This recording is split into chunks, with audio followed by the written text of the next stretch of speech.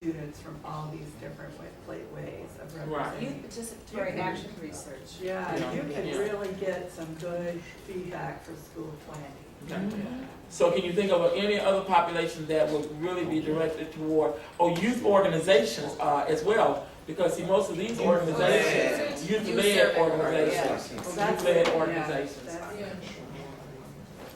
Which one? Well, we do, because see, they're, yeah, we do. We want youth organizations, right? Yeah, and youth organizations. Because when you look at Tunes of Teens in Action, you look at Naughty Jenkins, those are youth organizations. These young people are from those kind of organizations. Go ahead, Brenda. Do anybody know, can we use, under the community engagement part of ESSA, can we use portion of that money or the 7% that's set aside for every school to hire like a, I don't know the name, but like a parent and community, have like a parent and community outreach department in each school? Like, I'm thinking about like how all these schools and school districts say they don't have enough money to do the things that they're already required to do, and then we want them to do all this stuff around community engagement and parent and student engagement.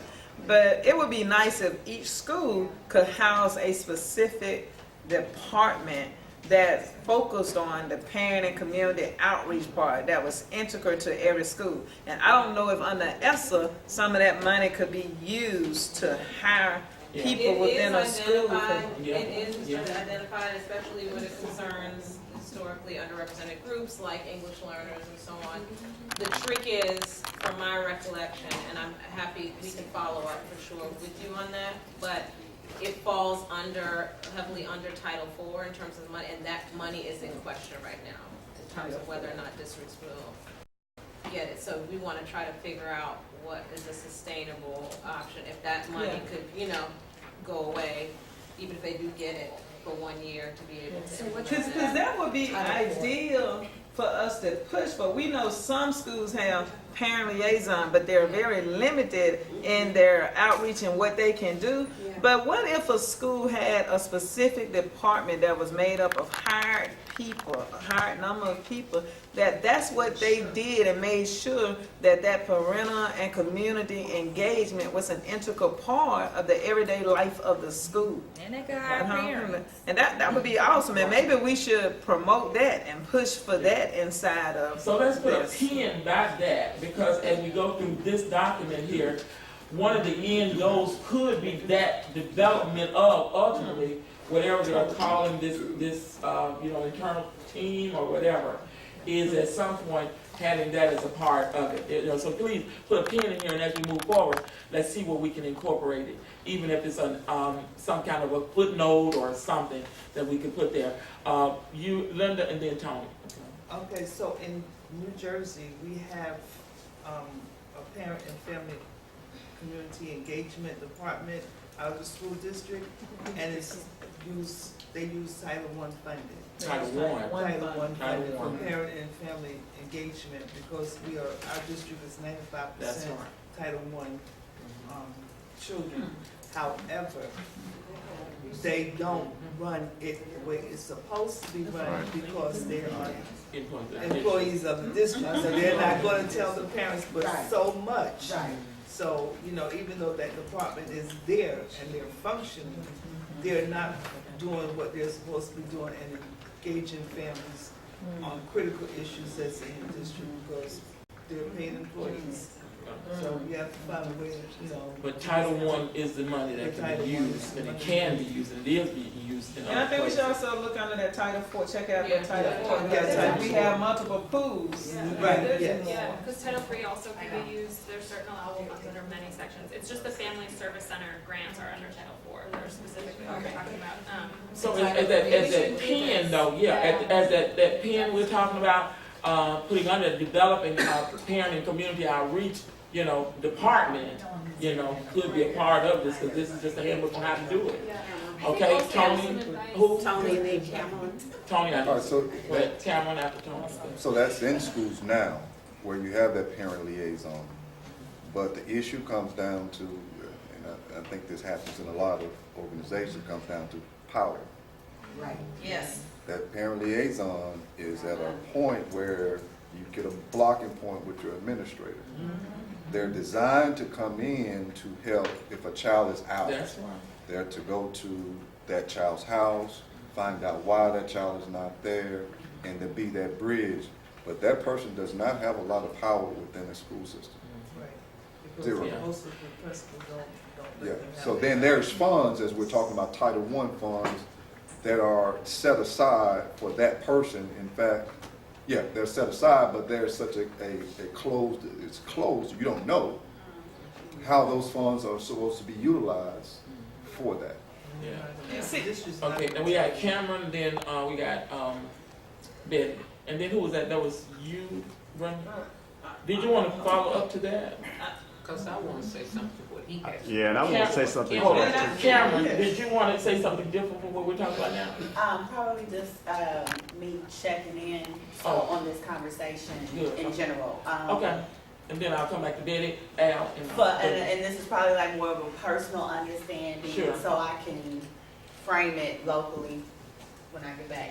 So there are funds, just to be clear, there are funds available in terms of parent liaisons, parent organizing, so that we can actually offer an incentive to get parents engaged for their time and around this particular work, or, you know, anything that's lifting up like the systems and things of that nature, which is something that I wasn't aware of. So that's why I'm like, oh, this is real. We do have parent liaisons within the school, which they won't work with us. We reached out, they won't work with us. And it's probably because of, we're strong, you know what I'm saying? Our voice in terms of racial justice is strong, and so many people in our community are like, I'm gonna toe that line because I gotta go to work and I need a paycheck. So we want to, anything that we can do to broaden, you know what I'm saying, our base building, including offering stipends, those type of things, I think would help with our work. But I just wanted to make sure I'm hearing that correctly because I wasn't aware. Yeah, but that's not it. Clarify it. That's not it. I think the It biggest should thing. be, but it's not. I think the biggest thing that I was told by a few different organizations I thought was really useful was that basically the allowable uses of a lot of these funds include engagement. Whether or not that money will actually be allocated to engagement matters on the planning. And this was the key piece. If you can argue, if a district that's writing their plan can argue that those funds are applicable to engagement, they can get those funds for Right. engagement. Okay. So it's, you know, Right. and it's trying not to feel limited by the language of the law and really just pushing for, this is a program strategy that's gonna help move our kids' language forward. Right. And it's more, you think, and specific to under ESSA now, Yeah. specifically calling that out, the fact that districts do need to consider. That said, Cameron, it can't be done, it's not like there are, and I don't know if this is what you're suggesting, that there are a pool of potential funds that an organization Right. like yours could tap. Like, you would still need to talk to the district and have the district advocate to say Got that, it. you see what I'm saying? Got it, but That's framing right. it around the Just- engagement, but framing it around the engagement and somewhat, in a sense, knowing like maybe the district is not going to do the footwork, Right. but we're doing the footwork to get the parents and the students Yeah. around the table for the Right. engagement piece with the planning of those funds. Right, so something like a suggestion or a best practice could go in here to say, work with, you know, Yeah, an your local organization like Racial organization. Justice Now, who could actually serve as your, you know, That's foot right. soldiers, for lack of a better, you know, to actually get people together, Yeah. you know what I mean? Because a lot of times too, it's not always that, as we know, the district just don't want to do it, it just feels like too much, Too much. don't really understand, and they're not That's not good true. at. I got a It's punchline. so much about something that Right. I want to do. I like Okay. partnerships and they balk at them. But they need to have their hands Josh, I got Josh. I got And them, okay, I there's got them, but language let's, under the ESSA law that allows for organizations. that it is, right. And encourage- Community-based It's there organizations. in the law, Yeah. so it's Yeah. under ESSA that school district can hire organizations like yours and stuff, it's there. So let's go back to the queue. I had Betty, wait a minute, I got Betty, and then you, okay, raise your hand again, Betty. for me. I know, what I'm gonna tell, Betty, Brenda, Al, and then Sandra. And what, look. Go ahead, baby. I want you to Now, really, what is in Title I, the policy actually states that there is money in Title I funds specifically designated for parent training and for parents to actually be on that committee. That is what Title I funds are specifically for. But they do not normally get parents.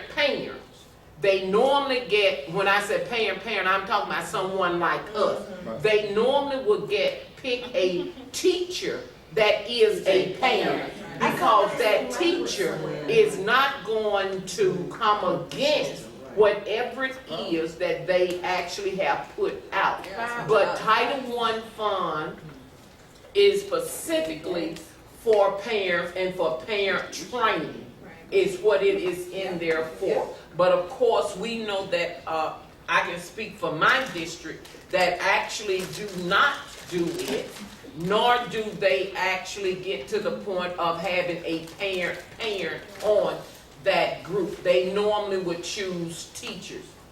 That's right, Ms. Diane, I said that, huh? It's in here where they're actually, in this handbook, there's a section where they're saying parents who are educators, and we raised that at the last meeting in DC last week. Right, okay. Because you don't want that, because they are not going to actually come against anything that the school has actually laid out. Al So you need can't someone make different. it over there. Come on, Al. Okay. Al, and then I think it was Brenda, and then Central, right? Anybody else? Okay, Right. go ahead. And to your point about the Title I piece, in terms of having parents, and as a part of refunding, right, for that program, an announcement runs in the paper for community input to come in, because that has to be done in order for the grant to be renewed. All right? We just had one last week. No parents showed up. That's right. Right? No parents showed up to give feedback for the renewal of that grant for Title I Because they for don't parents. understand, like you say, they don't But know the value, the power. So go Exactly. ahead. But it's done every Every year. year. It's done every year, and it has to be published in the paper. Right? We did that, and we had some folks that misread the language, some of the men black and blue, because they thought it was dealing with consolidation. It said consolidation of federal funds for, Title I.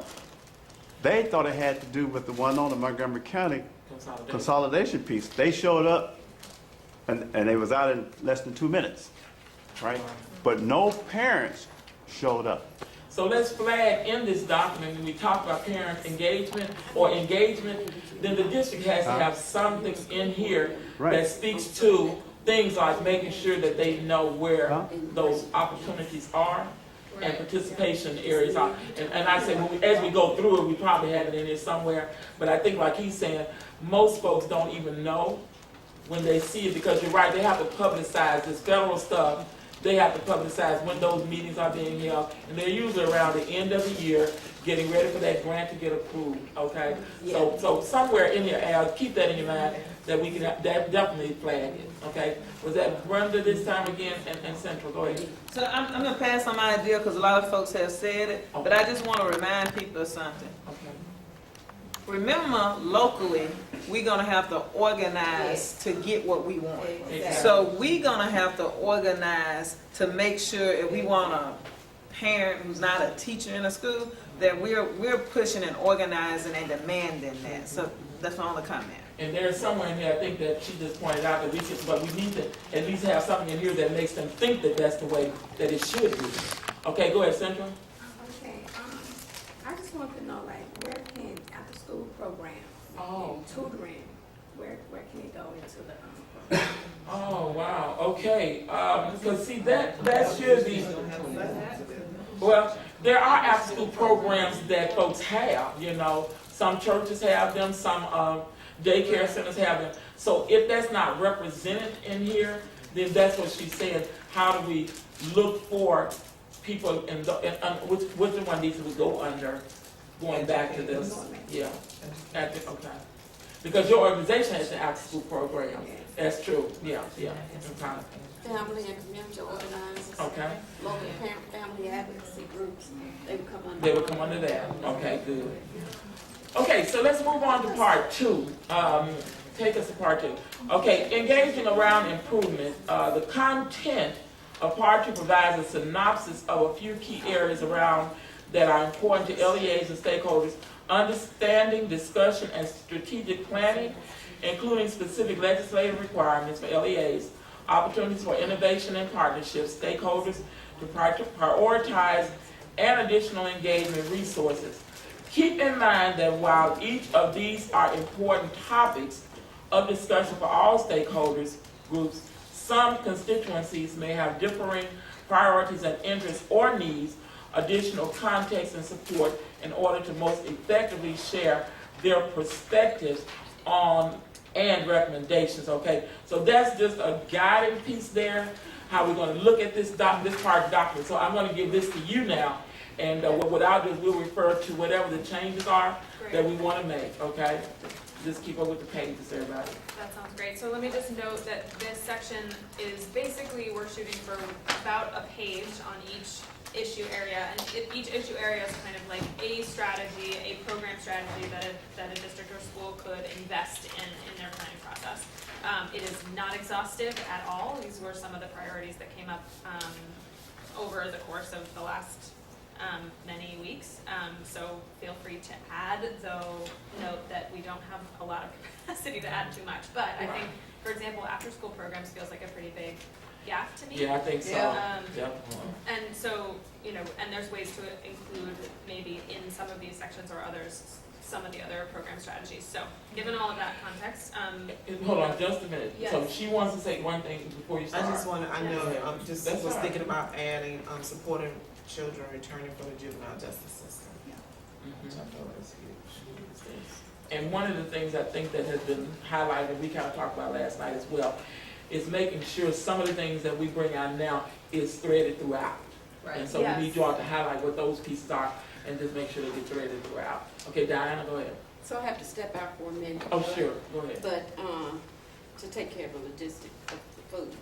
But on this whole child approach, under this part 2. What page are you on, Ms. Diana? The second page of, Page under 12. part 2. Engaging around improvement strategy. Yeah, Is it page 12? 12. But it does list, after-school programs. Where? Okay. Under essential stakeholders. There it is, okay. But however, in a whole child approach, when it talks about examples of whole child strategies or programs include promoting civic engagement, social emotionally learning. I want to see something, and again, phrasing it, I'm not sure how to phrase it, but I want to see something again regarding cultural competency. Right. And cultural responsibility. Throughout, yeah.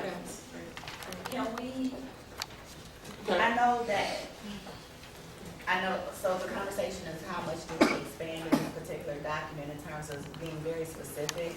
I think this is one of the areas where it says in this part, we can add those bullet points, culturally responsive schools, the relevancy. Also, I think you just brought that up, like we're under assessment, we're looking at, I think, positive school climate.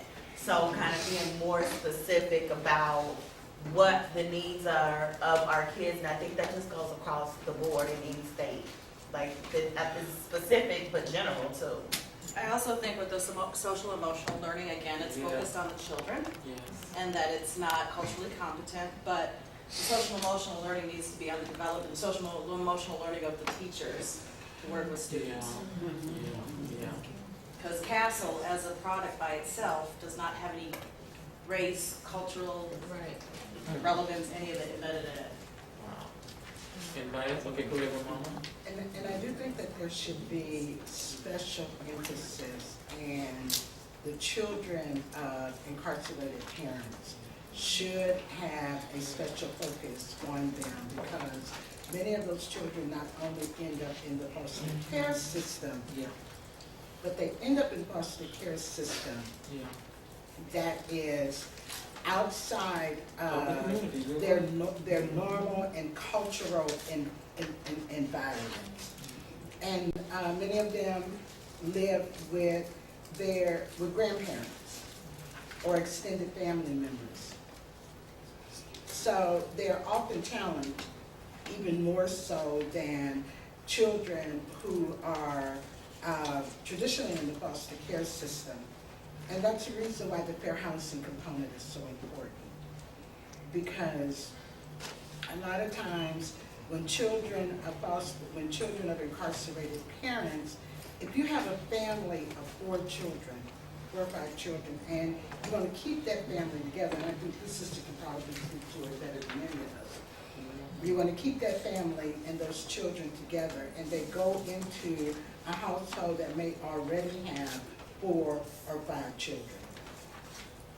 A lot of times, finding housing, first of all, for large families is very difficult anymore. And then they run into being discriminated against based on familiar size, which is a fair housing issue. So I think we should put some special emphasis on that particular population and the special needs that they do have. But I think also to that too, counseling needs to come. Because therefore there is there's a disconnect.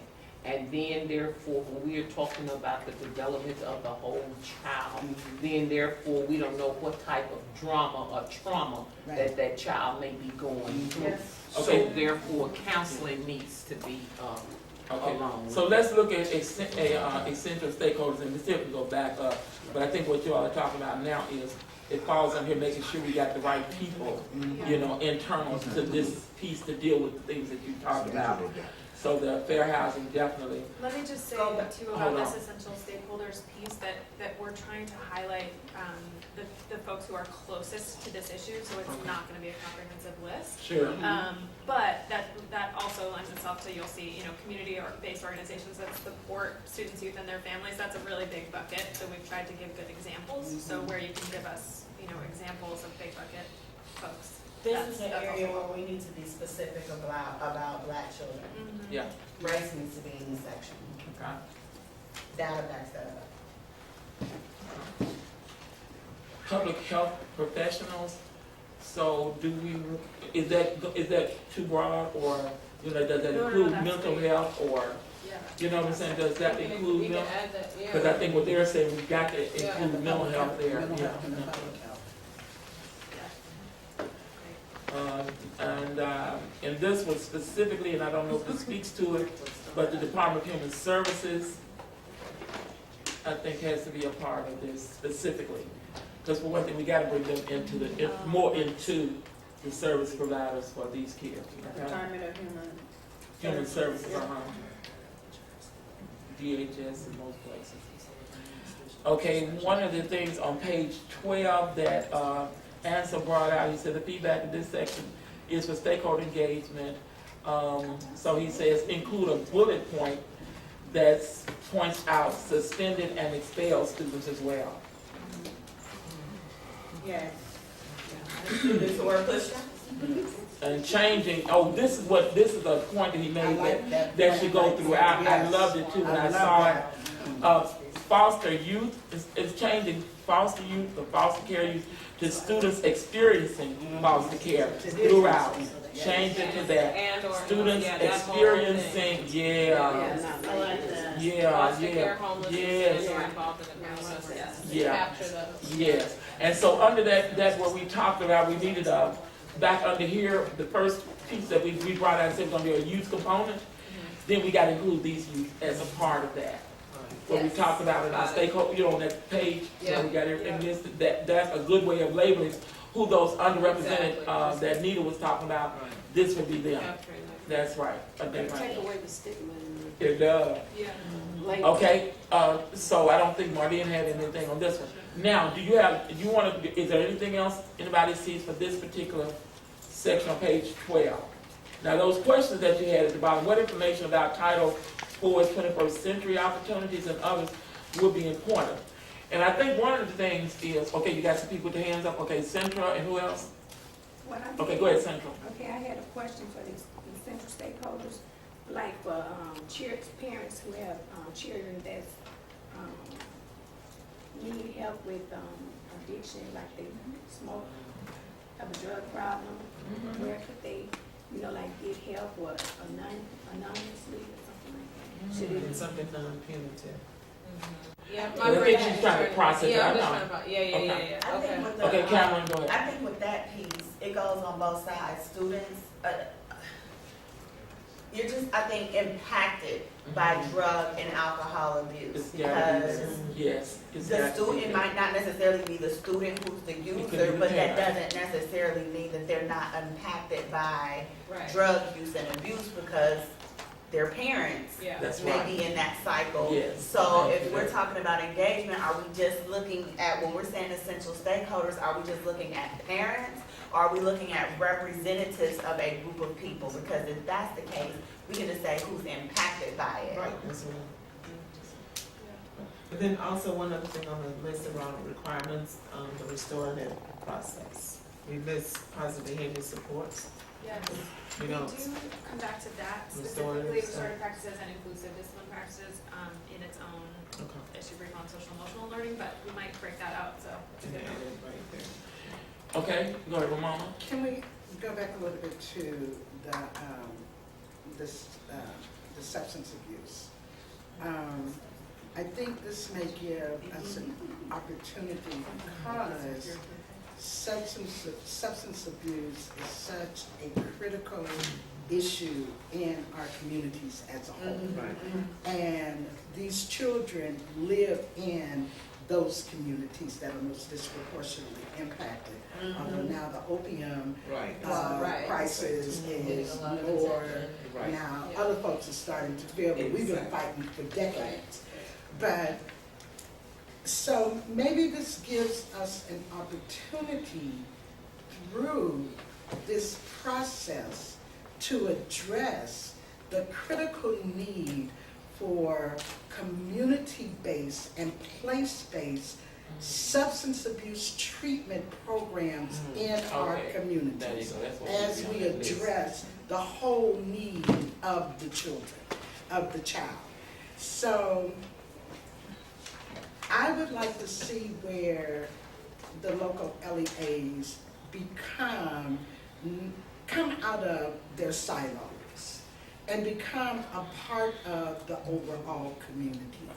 And then when they become a part of and start seeing themselves as community stakeholders. Because right now, local school districts see themselves as something different and separate from the communities that they serve. So we need to make it up hard, separate from those. I think going back to this list over here on page 10, we need to add that. Did you get that in terms of, what you call them, the, place-based. yeah, and, drug, those programs. Substance abuse treatment programs. Substance abuse treatment programs need to be spelled out in terms of. And they need to be them. different, a separate category from the mental health, although a lot of times it falls under mental health. But we need to lift that up, that we need these programs in our community. So we're saying they can be lifted up under the opportunity section and both under the essential stakeholder section. Under the On opportunities page 12, they can yes. actually be listed in different ways, but under both of those sections. Is that making sense to you all in terms of the flow of this? In terms of substance abuse, because those substance abuse centers and whatever programs would be listed under opportunities. And then when you come to essential stakeholders, it would be the parents and families impacted by that. Okay. So they've been both places. Right, because when school administrators, when they identify, and hopefully they are identifying when a child is facing and experiencing substance abuse or some type of addiction, what do they do? How do they respond to that? Okay, so the other question that is on here is what other federal funding opportunities or state infrastructures, non-US ed, should be referenced here? And they started out with nutrition. And what does ACA stand for? Affordable Care Act. Affordable Care Act, okay. That's what- Yeah, that's the one, yeah. It wasn't after that. So we can think about that. If we hadn't had a chance to kind of come up with that, then we can always get back to it. But we want to make sure we list out as much of that, as possible. Any other things in that? Okay, so now going to page 13, go ahead with that one. Page 13, data reporting. Great. So this section focuses on the requirements and opportunities around specifically gathering and then reporting out data about kids. I think this one is a little tricky because information about students is different from data about students. And we're trying to focus this on data, but it's such a blurry line sometimes. So I will leave the framing on that. No, you just kind of confused it for me. So you're saying what here now? Engaging around the data reporting. Yeah. So what you're saying in this section, even though the engagement may be limited in terms of what data they can share, Yeah, so I guess what I'm saying because is some of confidentiality. I'm just using that for an example. Okay. But for example, in the state systems, they're coming up with these various indicators, and schools are required to collect specific student data around those indicators, but they can also collect additional information about students. But there's a difference between, the number of students that are passing a test versus, a needs assessment of what students really are in need of. So this is focused on that first bit, the collection of data around outcomes, and then how to report that back out to families and communities. Okay, so districts and schools may be expected to collect additional information, and that's what you're saying, right? To support new statewide accountability systems or to value and or communicate that data differently. The state agencies are required to support cross-district uniformity and collaboration around data collection through data systems and technical assistance, and LEAs must ensure fidelity to these standards at the school level. LEAs, local agencies or school districts must publicly report required information through state-developed school and district report cards. So I think that last sentence probably speaks to what needs to happen, and that is all the districts have a report card. But then these groups should develop what their report card should look like and what the important pieces of it. And so while for opportunities, while the state is required to determine the format and platform for local reporting and identification of schools under a rating system identified for comprehensive or target support improvement, districts and schools should work with the state to support local and community input, and that's important. That's what we need, an understanding of these tools. LEAs should communicate early and often and should be proactive in communicating evaluations and reporting to parents and community members in ways that are user-friendly and accessible. LEAs and schools will need to be able to describe how they will use collected data for coaching, feedback, and continual improvement that schools and districts can act on to support school improvement. So do you want to add anything to that, or is that clear enough in terms of what this section is going to be doing? Okay, go ahead, Nita. There are a couple of things that I understand. Cameron, okay. There are a couple of things I understand from this.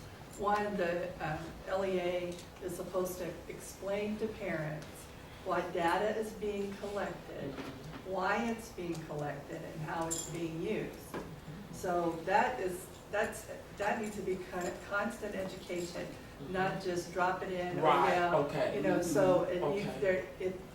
there needs to be something created that parents can read, and y'all are the people who come to the table to put that together, because you're used to creating these kind of materials. So somehow or another, the essential stakeholders are to help collect the materials and discuss how it's framed.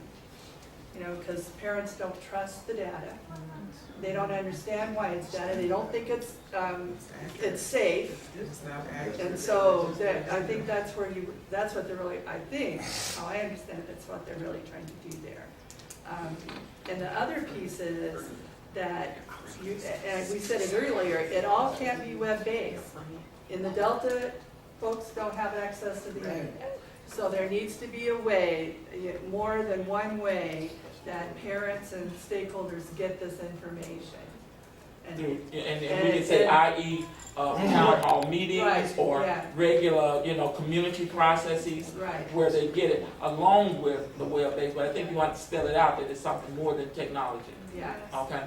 Cameron, then Betty. She hit it, just Oh, making sure all parents have access despite, they're not just being web-based information, but materials, so she said it. Okay. But Go I ahead, think- Betty, and then, who? But I think also in that, while they are, while it's being framed, it needs to be parent-friendly too. Yeah. That parents actually understand the language that is being used. It needs to be parent-friendly.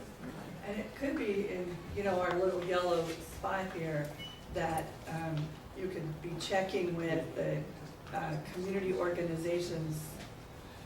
I would put in it with Mississippi, check with Southern Echo in certain areas, because they may be able to conduct a training with their, See, that's an important, Yes. those are the kind That's of, right, major. because again, that's an example, if they're not gonna know, They're not I know, take but- that, yeah. they're not gonna think to do Give that. that as So an we need to example. like actually So, spell that out. yeah, as an these are the example. people, if you Yes. work with them, they'll Right. help train the community. Right, They'll bring right, their right. community in, so that's what could go in like the bright yellow You thing. got that? The fly, Yeah. this Okay. is what we're, how you. Yeah. Okay, just a Betty, question. and then, I think it was Linda, and you, I've said mine. okay, then it's Linda, and then it's Central, and then it's Brenda. And then it's you. Cause you ain't the same question they did. Go ahead, Linda. So, the thing about with this data is, we do that report, we wait till the district sends their information to, the state, and then the state puts out a performance report card. So my organization do go in and we take out, we do the data for chronic absenteeism and suspensions, since our fifth indicator will be chronic absenteeism on ESSA plan. So we put a report out and we present it to the school board and the community, then we get slack from the district that we're fabricating numbers. And we have to go into the fence and say, but this is the numbers that you gave to the state of New Jersey. So they don't even believe their own numbers. So there's a way, the district first have to believe that the numbers that they're given is the information that's right. We don't know. We can't decide if it's right or wrong. We can only present what the numbers are there. But our fight is against the district. They always say that we are making up numbers. Okay, Central, Brenda, and then Cameron, then Gina, then Cameron. Okay. Central, Okay, the data, okay, next question. sure.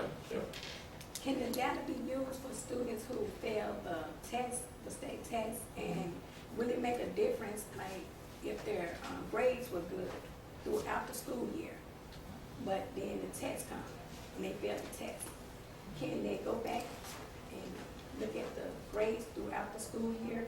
And I'm just saying, because some students are not good at taking tests, and so they're making good grades all through the school year, and then they take the test and fail, and now they post-child.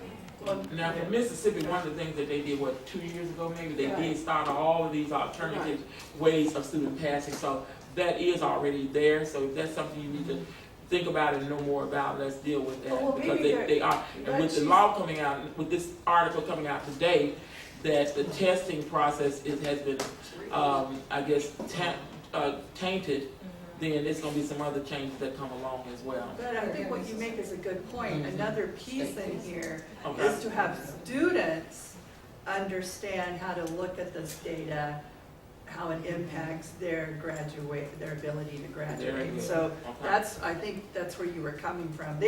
Students need to understand that. We did a training with juniors. They had no idea that graduation stuff had changed. and then they were gonna be impacted. So, that's part of it, is that students need to understand how to look at. And so if you talk about data and reporting, then once again, we're going back to what type of data students need. Right. What do students need to know, okay? Okay, go ahead, Brenda, and then I'm gonna come to, who next? Oh, no, Sheila, and then Brenda. So, Brenda. Brenda? Okay. so I just need to strike this thought. Something she said came to my mind about the role and importance of libraries in communities. And we haven't mentioned libraries as an entity, as a vehicle to help provide resources where parents and families and communities don't have them at home. So the role of libraries and the role of parent centers around providing trainings around data and the usage of data for parents and students and families. Excellent suggestion. Okay, back up while they process it, come on. Yeah, I mean, one thing that's interesting about that point too, and why my brain keeps going back and forth, is thinking about what a more community parent-focused supplement might look like. That type of resource support might go in there as well. You know what I mean? Because that's what it feels like. It's like, we're talking about data and reporting in this LEA handbook piece, and we're trying to help you figure out how to Make it bigger. exactly and engage. Like that, we need to provide that kind of information. That would speak to exactly that issue. So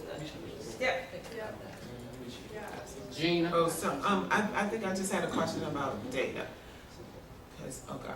And we definitely don't trust the data. So, is there a process by which there's an audit, like an auditor that are there independent auditors? It really depends state by state. I don't know for Mississippi, but I know that a number of states are in this round of ESSA planning process have set out, like in Illinois, they have an annual local systems for data collection audit, exactly like you're talking about. Because I think if there was something like that, people might be a little bit, and then I'm wondering if, once you compile the data, does the raw data have to be attached to it when it goes to the state as well? Because, Good question. they just be lying. They sure do. I mean, come on. Like our schools, and especially with the charter stuff, and then there's no accountability already. So, like some of our charters went from suspending 60 to 70% of their kids to now suspending like 5%. And they haven't changed their student code of conduct, but because advocate groups work and hold them accountable. Okay, seriously, and so they changed the verbiage, and so they just go to counseling the kids, or they do the in-school suspension. And even looking at that, like I don't know where that goes in the data, but what in-school suspension looks like. So our out-of-school suspensions dropped, but the in-school suspensions, which became worse, right, than the out-of-school suspensions in some ways. Because seriously, they lock kids in rooms. Hold on, Courtney has to leave. Her flight is gonna be a little while. So what we're gonna do is, she was taking notes for us, so can you all? To see if y'all can send me the notes for us. Exactly. That'd be great, okay. And she'll do it for us. Thank you, yes. So Jana, I was actually shaking my head because I was went to zero. I was in school suspension. I was in school suspensions. Report the data that was reported to OCR. Our in-school suspensions were zero. And it went from third in the nation highest. In-school suspensions are zero. Yeah. But see, the districts, let me add what she's actually saying. Because what they actually do, the local districts has to report all of that information to the State Department up under ESSA with that student, and a lot of that information, they don't want it to get there. Exactly. That's why why. I'm like, So the audit is a question. Right, and I don't know if that goes in an accountability piece, but there needs to be some serious accountability. For data integrity. Yes. Well, and I think for integrity for this process, there needs to be an auditing piece, for stakeholders, if you're engaging them, then especially for this, for data. Independent audit. Well, seriously. No, I'm with you. Because I'm like, you can't have a school auditing, it's gonna be more. Okay, Brenda, then Cameron, then Tony, then Ramon. I didn't have my hand, Joyce, but I will make a comment. It's lunchtime. It's 12:30. 12:30? Okay. Go ahead. My comment, and in this room, I think Okay. it's implied and we get it. But when I'm out and I'm actually thinking about parent engagement, when I'm in the classroom and I'm thinking about parent engagement with their students, this thing that comes back to me, and I don't see it in here, parents who are parents who are living in poverty, and I don't know how to exactly say it right now, but basically lack of education. How are we communicating and engaging? Because this is where, if you look at it, this is sometimes where the disconnect is with the student in the classroom. If they don't have a parent who has the education, even a high school diploma, that parent, there's an issue right there with how that parent engages the teacher and how the teacher engages that parent.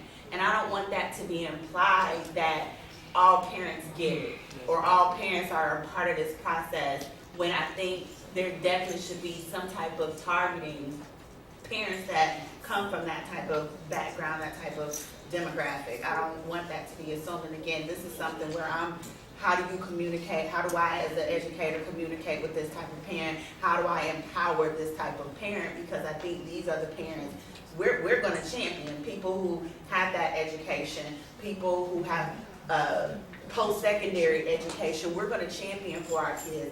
I want to make sure that we're empowering parents who don't have access to certain systems. Can we just also say the parents that might not engage? Because I don't think all parents that have, there's an assumption that it's the parents that have a higher education engage, and that's just not the case. And that's another great point, because you're absolutely right about that. And then the one, so can we just say that? Okay, Nikki, did you have any for? Okay, so Tony, you got any? Yeah, goes back to the piece about being parent friendly, because when you begin to talk about data is a very, very, very sticky situation of interpreting the data. So some way that it can be interpreted from a parent friendly standpoint, because really when you start talking numbers, we can really skew those numbers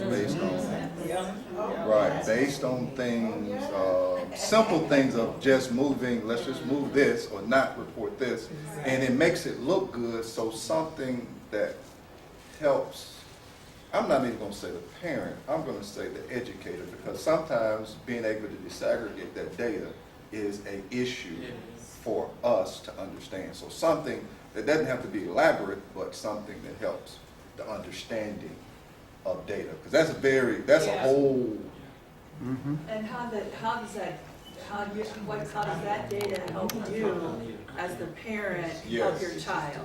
Exactly. So that needs to be unfolded in there, because that's really what you're trying to do when you're sharing the data with your And also, like, we all raising our hands, so Oh, I'm for her to sorry. acknowledge. Let me just do your little hand, nigga.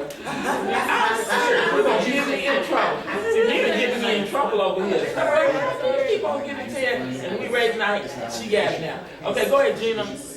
So I think also just remembering, the data that we like to see collected comes from a child-centered perspective, right? So it's also like, how are we looking at the whole child approach, right? So, let's say it's always the academic side, but I think there's just much more that we should be looking at, as far as that puts the onus of the schools to really think more broadly about how we're supposed to educate kids. And having said that, I think goes back to our list of back here where you're making all these lists of who needs to be a part of the conversation. Your fire department, they are, we just had a training with them the day before yesterday, and they're clear. They're first responders in every sense of the way. They see what's going on at homes before anybody sees it, especially after disasters, and that's too late. So, include them. Okay, so let's see then. Can we move from this section then? The question on Can I just have page one quick 13. thing? Sure. Very quickly. Sure. It's Antoine, right? Tony. I'm sorry, Tony and Gina. So to the point that you were just making, definitely yes, we need to include some of that here.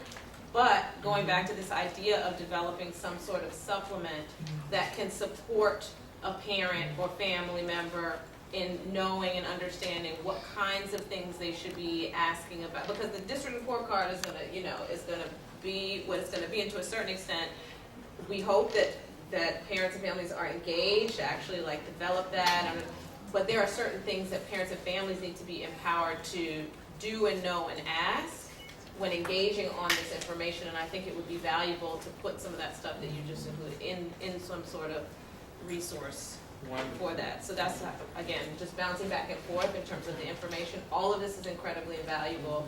I think some super on point for this, some super on point for fleshing out in much more detail in something, some sort of a supplement that would also be released alongside.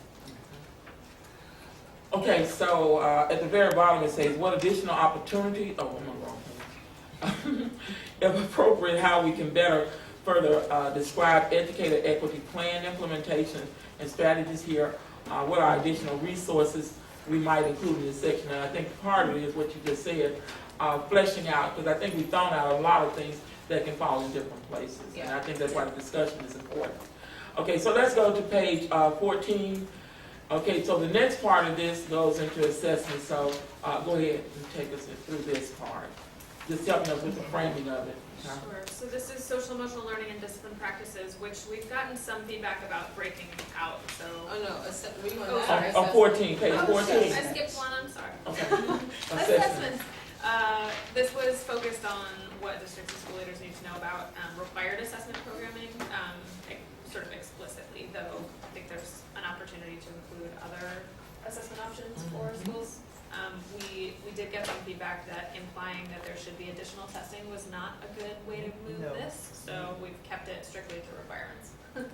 But would love your thoughts on that. So one of the things, assessments, page 14, that Ansel brought in was disability rights organizations and experts, once again, in culturally relevant curriculum.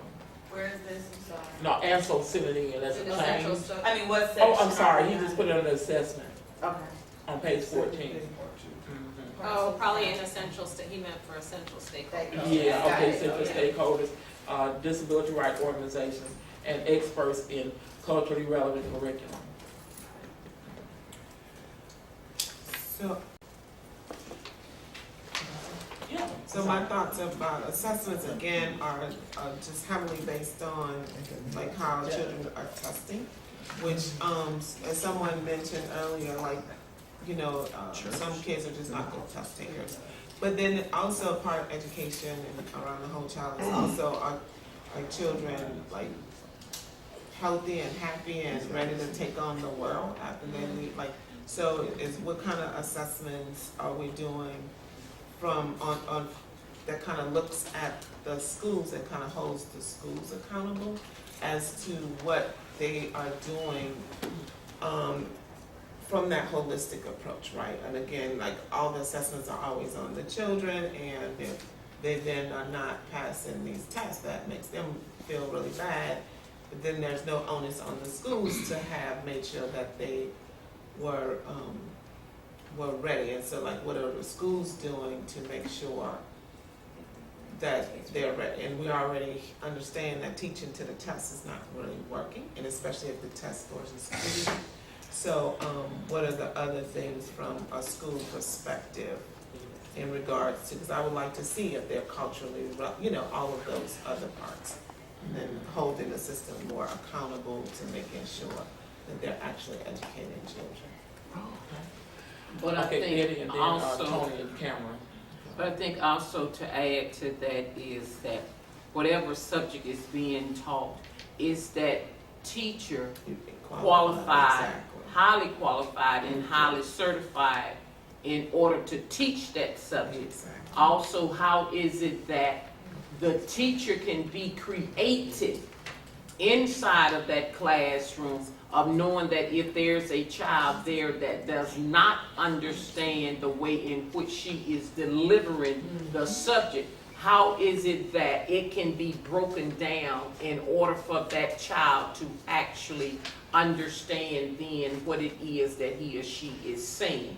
But that teacher needs to be aware of the subject that he or she is teaching, they need to understand it, and then it is also how it is being delivered to that child, for that child then to understand. Because if that teacher is not, if that is not that teacher's subject area, then therefore that teacher to me is really not competent in teaching that particular subject in order for that child to understand it. And then when that child fails that subject, it's on that child, but it should not be. It should be on that teacher, because that child can only get what the teacher actually gives them.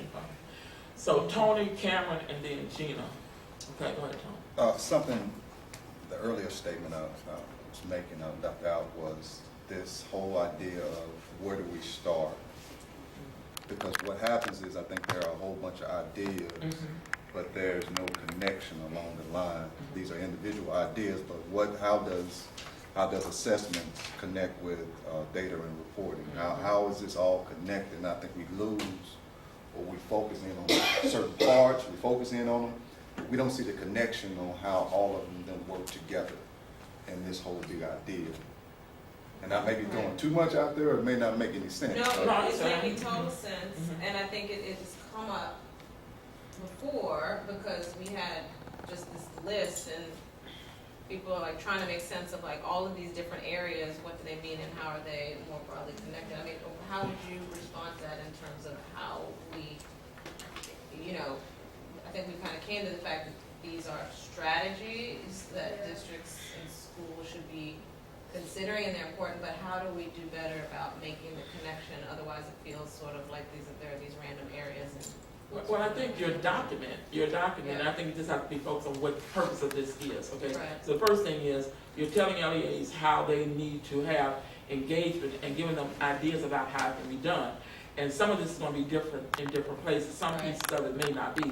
But to his question about, I was just thinking as Betty made her comment just then, this is about how the pieces do come together and how folks looking at it. So for data collection, we didn't put in there the data around teacher effectiveness. See, that begins to be one piece of data that that team could ask for. Now that doesn't mean everybody might want to, they should, but everybody may not ask for that data about once you got 100 failing students out of 3 teachers, then what support are you offering those 3 teachers may come up from that team.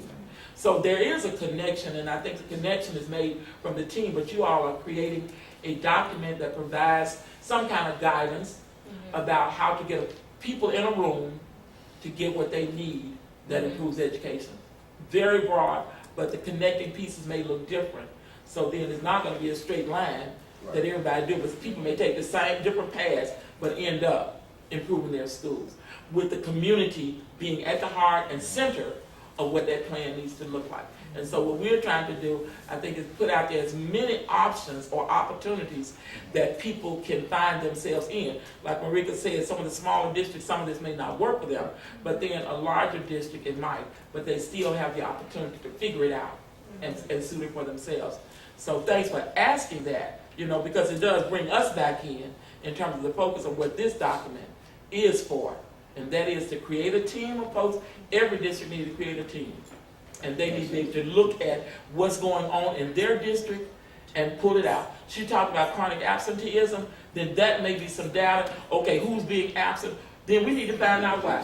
When it comes out to the homes, foster children, these are children in detention center, these are children that have some real issues going on.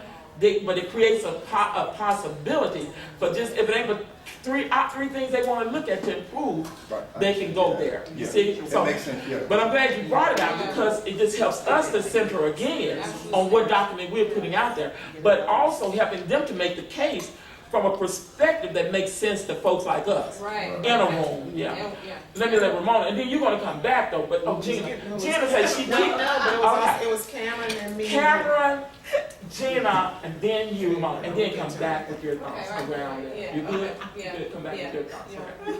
Go ahead. Just a real quick point under requirements, and maybe it's not a point to sticking here, but for me, I know that there was conversation at the board meeting yesterday when Mississippi rolled out their plan, and it was talking about these state tests. Can you, someone from that, tie that into this section where it says while states are required to test students in grades 3 through 8, in reading and math, ESSA only requires states to test students at least once in high school, LEA, and math. Can you tie those in from what happened yesterday so we can see what that looks like?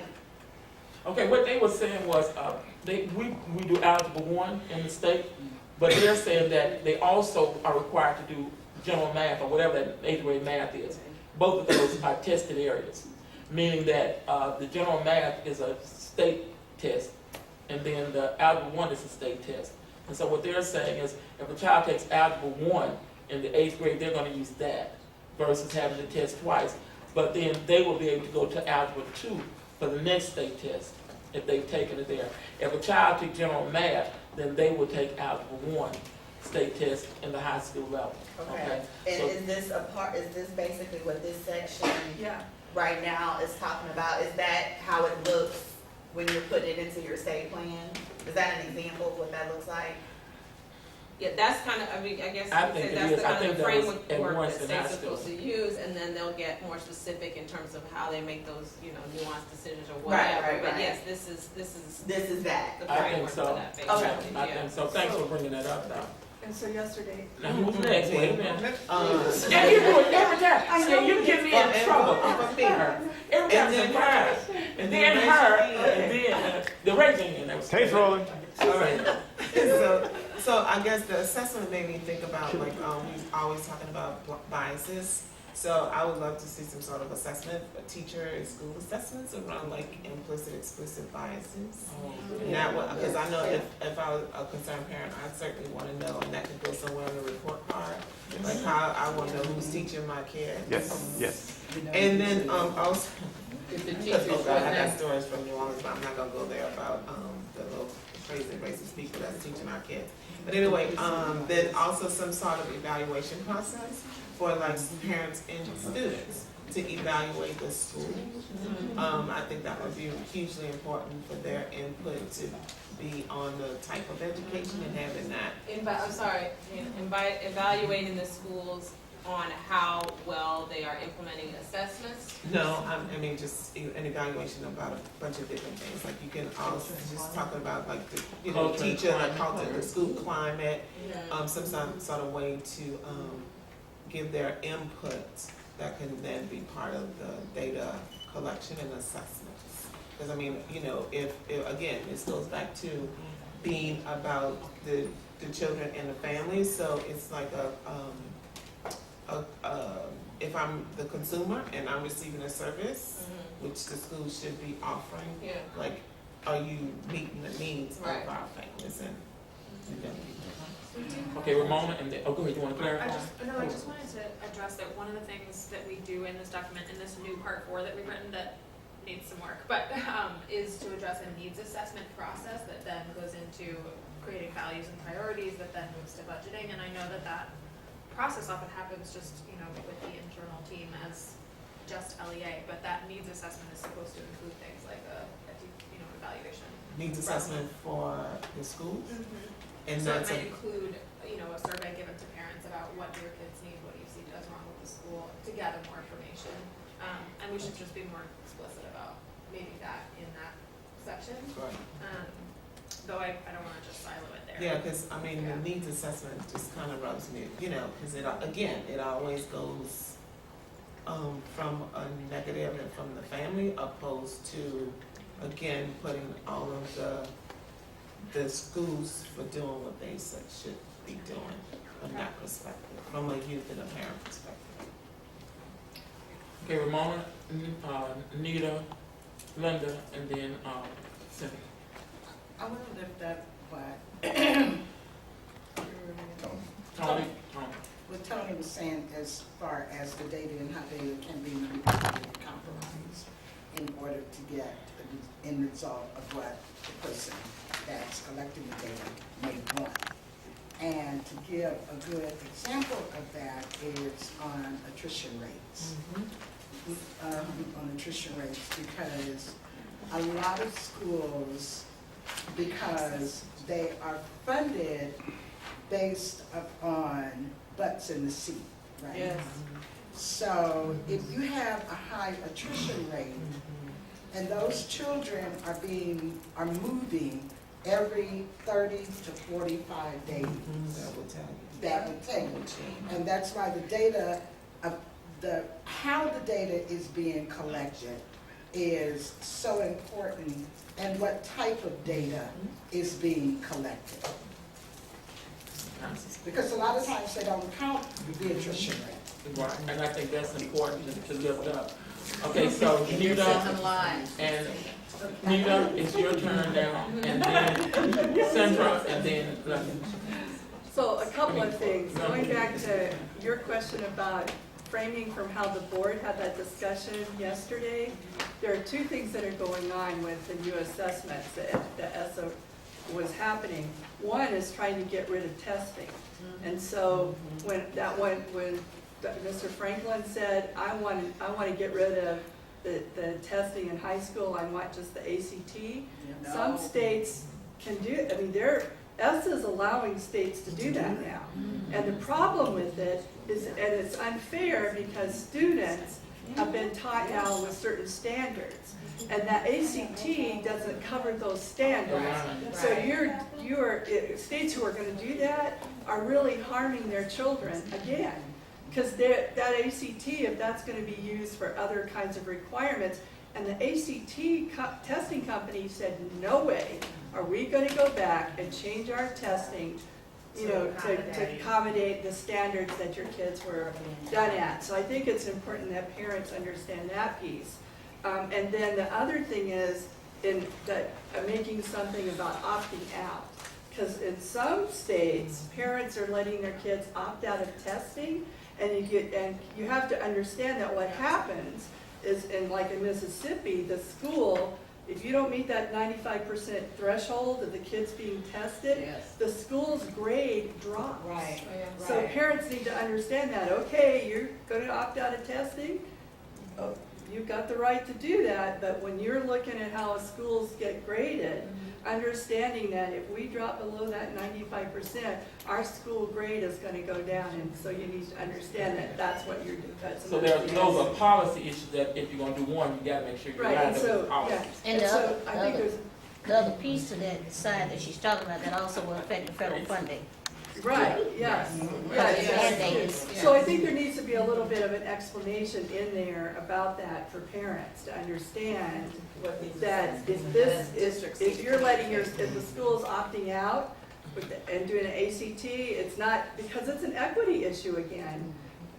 If you're using that as the thing to get to graduate, then it's unfair. I mean, it's just not fair to kids who aren't necessarily going to get all those 5 or 6, thousands of dollars worth of ACT practice and you're using that in the wrong way. So there could be a little explanation, some way to. So more that you need to let parents know that. Like a part of the strategy in this section should be education around assessment, so everybody at the table who's making a decision about it understand. Or informing, if you're going to do this, you need to inform parents that this is not the test that they've been, taught on. And, and then if you're going to, and parents need to understand, people need to understand, whole community needs to understand about this. Yes. This thing of 95% too, because that's going to affect. And that's different, in every state. So the key thing is understanding what the assessment process is. Right. For the yes. Okay, we got Linda, and then we got Central. Okay, so going back to about the culture and climate in the building, the state of New Jersey just used their chronic absenteeism as a good indicator. We tried to talk them out of it by saying that we really thought that culture and climate should have been our fifth indicator, because we have so many kids that are absent, especially in high schools. But there's one high school that 46% of the students are absent. Wow. But if we don't know why they're absent, we can't help them, and that's what we fight on. So it has to be something to hold up the districts accountable to find out why those kids are not coming to school. I also will say, so Illinois is using a climate survey, and the problem there is that it's not disaggregatable by race, by income. You know, they just have the broad survey, which is by itself also not helpful. Right, yeah, so there's gotta be some way to hold those districts accountable for, not, the suspension rate is high, but the state of New Jersey considers an absent. So if you are not in school, you're considered absent, so that goes for, suspensions and they, so we have one school that has like a 2% chronic absenteeism, but a 25% suspension rate. Like, that's when you get the data that's in the school. Yeah. Okay, let me see, Central, you got things you want to hit your hand up? Let me just, logistical matter right now, it is 12:30. What we want to do, lunch should be ready, and Diana, when she comes back in, we're just going to make a comment about the logistics of lunch. But I'm asking maybe that we can do a 30-minute, either bring it back up and do work through lunch. I think we can move through this document because some of the parts that we're coming to are issues and things that we've already brought up. And unless we need to add some more, to it, they've typed me in, okay? So, Centra, then Marika, and then Tony, and then Marika. Okay, go ahead. Okay, I want to talk about like assessing the teachers, evaluating the teachers, and I think parents giving surveys is important, but students should be allowed to have surveys also for the school climate, for their teachers, without it being into the school. I think someone should be able to come in and do a survey for the students, so they won't be targeted for their opinions. Okay, Tony. Something in terms of understanding of each state's accountability model. Because if you don't understand the accountability model, how can you as a parent help? Because when you begin to talk, when you begin to use terms as the bottom 25, that makes no sense to a parent. Well, if your child is in the bottom 25, well, your child is impacting, and basically what it is saying, if your child is in the bottom 25, if that child shows growth, that affects the school rating. So something to give brief explanation of each state's accountability model. Because if you understand that if we're gearing towards kids, we need to know how the kid does, affect this process. And so what they're bringing up now is some, what are some of the tools that's going to be needed to carry these things are. So the assessment, the accountability model that the states are, just whatever those standards are, for the district, that's something that needs to be made available. And you all may have mentioned it somewhere else in here. Okay, okay, Marika. So just quickly, two things. I love the idea of surveys, but I've seen surveys that don't reflect anything that the young people have experienced, without context, without framing, appropriacy. So you need to make sure that surveys are vetted by students and family members and folks that actually understand what the purpose of the survey is. Otherwise, you're just going to get more of the same. We did something for discipline disparities, and they completed the survey. They're like, we love our teachers, we love our such and such. And then they're like, oh, but we hate so-and-so, and we done it, so it didn't come out. The other piece is that particularly with using absenteeism as an indicator is really problematic for us in Minnesota specifically because we have a very large EL population. So even like the month of December, we have a significant portion of Mexico City.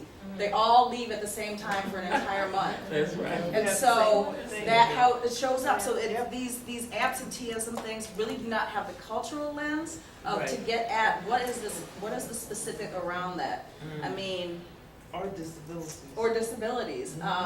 Or even illness for students. Because we had a student with cancer the entire year and we didn't get to count her because she was gone so frequently. So, but that doesn't show up in the absenteeism kind of ranking. And so what are you, again, considering or looking for through that absenteeism is going to be critical. And so, Marika, from what I'm hearing from you and maybe from some other comments that have been made, it sounds like we are trying to encourage districts to present some of those nuances that would, you know, rather than just saying here, chronic absenteeism, this is what our number looks like for the district. It's really going into, and here's what it looks like for different or why, you know, and really So, explaining it. one of the tools that we worked on as the accountability team for our ESSA is we had an equity rubric to look at each of these pieces. So if you're looking at chronic absenteeism, how do you integrate the culturally relevant, responsive, or just the cultural lens? And so if states or even districts have their own equity metric as they're looking at this plan, almost like a scorecard for themselves as a tool, it's critical because again, they're not thinking of those pieces of the work. And so you've had people to talk about they've done a report card. I know, who else said they've done a report card? I know Ohio's done one, but you said y'all have done one. Who was it? Somebody just said it. But even what you just offered, Marika, these are tools that you all can submit that will cover the areas that we're saying need to be covered. Right. That they can work from But I mean, without it's a reinventing statement the of wheel. how will you measure Exactly. this process through the lens of equity? And if you do not have a process, here's where you go. Yeah. Okay, so lunch is gonna be ready in about 10 minutes, I think, Diana said, and we will have to go down at 12:45. So we will have to go down there, downstairs, you know, to eat. But if we could, you know, look about 30 minutes maybe, and then we can come back up. I think we should be able to go through this document. So what, we got about 10 minutes now, or that's it? Less than 10 minutes. Less than 10 minutes, yeah. So what we can do is we can begin to move down. Let's stop here. You said they're gonna be ready? Go ahead. Just Anybody- really quickly, question, go going ahead. back to the EL again with the surveys, and some of our families are really not interested in putting any information out about themselves. We have a large undocumented population in Right. Minnesota. So again, what are the ways that if they're not gonna complete a survey, do you have a one-on-one interview that you do with folks? Because a third of our parents will not complete these surveys because they don't want they don't want a name That's on right. anything. Right, that's true. And so I think that has to be considered. And I think in looking terms of who's at the table, then how do we make sure those voices are in a space, because they're not gonna show up. But we can still look at, there may be advocacy groups that represent, and we haven't talked about that, advocacy groups that represent those populations. We may need to make sure that they're in the space to speak for them. So let's break now, y'all. This has been excellent work. And let's see if we can wrap it up when we come back. We did say we wanted to hold in. I don't think it's gonna take maybe but a couple hours now. It's the most hour and a half maybe to move through this last piece. And the reason I say that because in looking at the topics, as much of this that's back here, we've already spoken to it, okay, in some level. And she's already documented, because she's gotta go back through and sift through it anyway. And we can just look back and see if there was something we didn't bring up. But I think, you know, we should be about an hour and a half. So I'll say I'll let you all negotiate how long do you want to do for lunch. Do you want 45 minutes for lunch? That would be better. Because I'm thinking, Diana said you can't bring it back up, right? Yeah, you can bring it, I'm sure you can bring it back up. Oh, okay. That was what I was asking. They can't feed us in here, No. but you can bring it back up. Psychologists and folks need to be, and social workers. Psychologists and social workers. Right, need to be in this part here for sure. I feel like we should add you guys also. We have some. Yeah, our community-based organization, well, you got them on here. Well, we have some examples that Healthy Schools Campaign. Say it again. Castle. We have Healthy Schools Campaign at Castle, but could we also say? Yeah, add us. Different schools. And groups that are associated with it. Oh, that's a national. Yeah, that's a national. National different schools and groups, local advocates that are Right. associated Yeah, with exactly. Yeah. So now the framing of this is going to be important too. I think making sure that you're at Marlene's page, right? Did she have any track on that? Okay, she said they sent us the code to see page 8. Okay, yeah, we'll come back to that. They're going to show up again. Culturally responsive, and she said instead of responsive, she said something about restorative practices, because they're saying restorative justice and restorative practices are two different things. So we need to use restorative practices versus restorative justice in terms of the language, okay? Yeah. Okay. Is there room for both? Because one is dealing with prevention and the other is follow-up, it sounds like. So restorative justice has already happened and we're bringing them back with the restorative practices. Can that happen on the front, like, can that happen before they're maybe suspended or those type of things, Sort or? of, it's a comprehensive approach, so it's both. Okay. But just being clear what both mean though, because I think sometimes practice, they really become synonymous to some people when they're really not. So restorative justice is one piece, but restorative practices is that other piece. And I think we have to be clear about that if we're gonna use it. Go ahead, I Anita. raised my hand that time. She did. Yay. Excuse me, good people, I'm really leaving this side.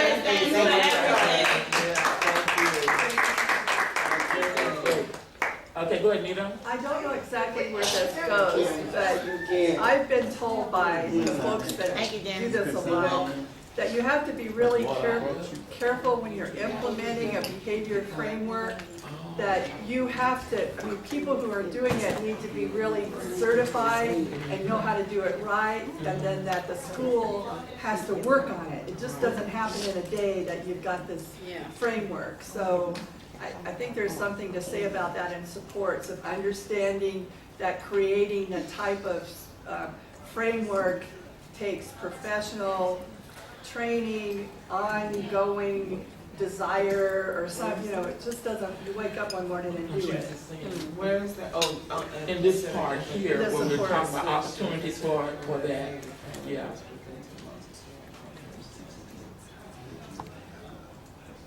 So did you see that in here? They said they should consider implementing it, but Okay. then after that sentence, but understanding that truly doing this takes training, continued, So they got professional development, it would fall under there?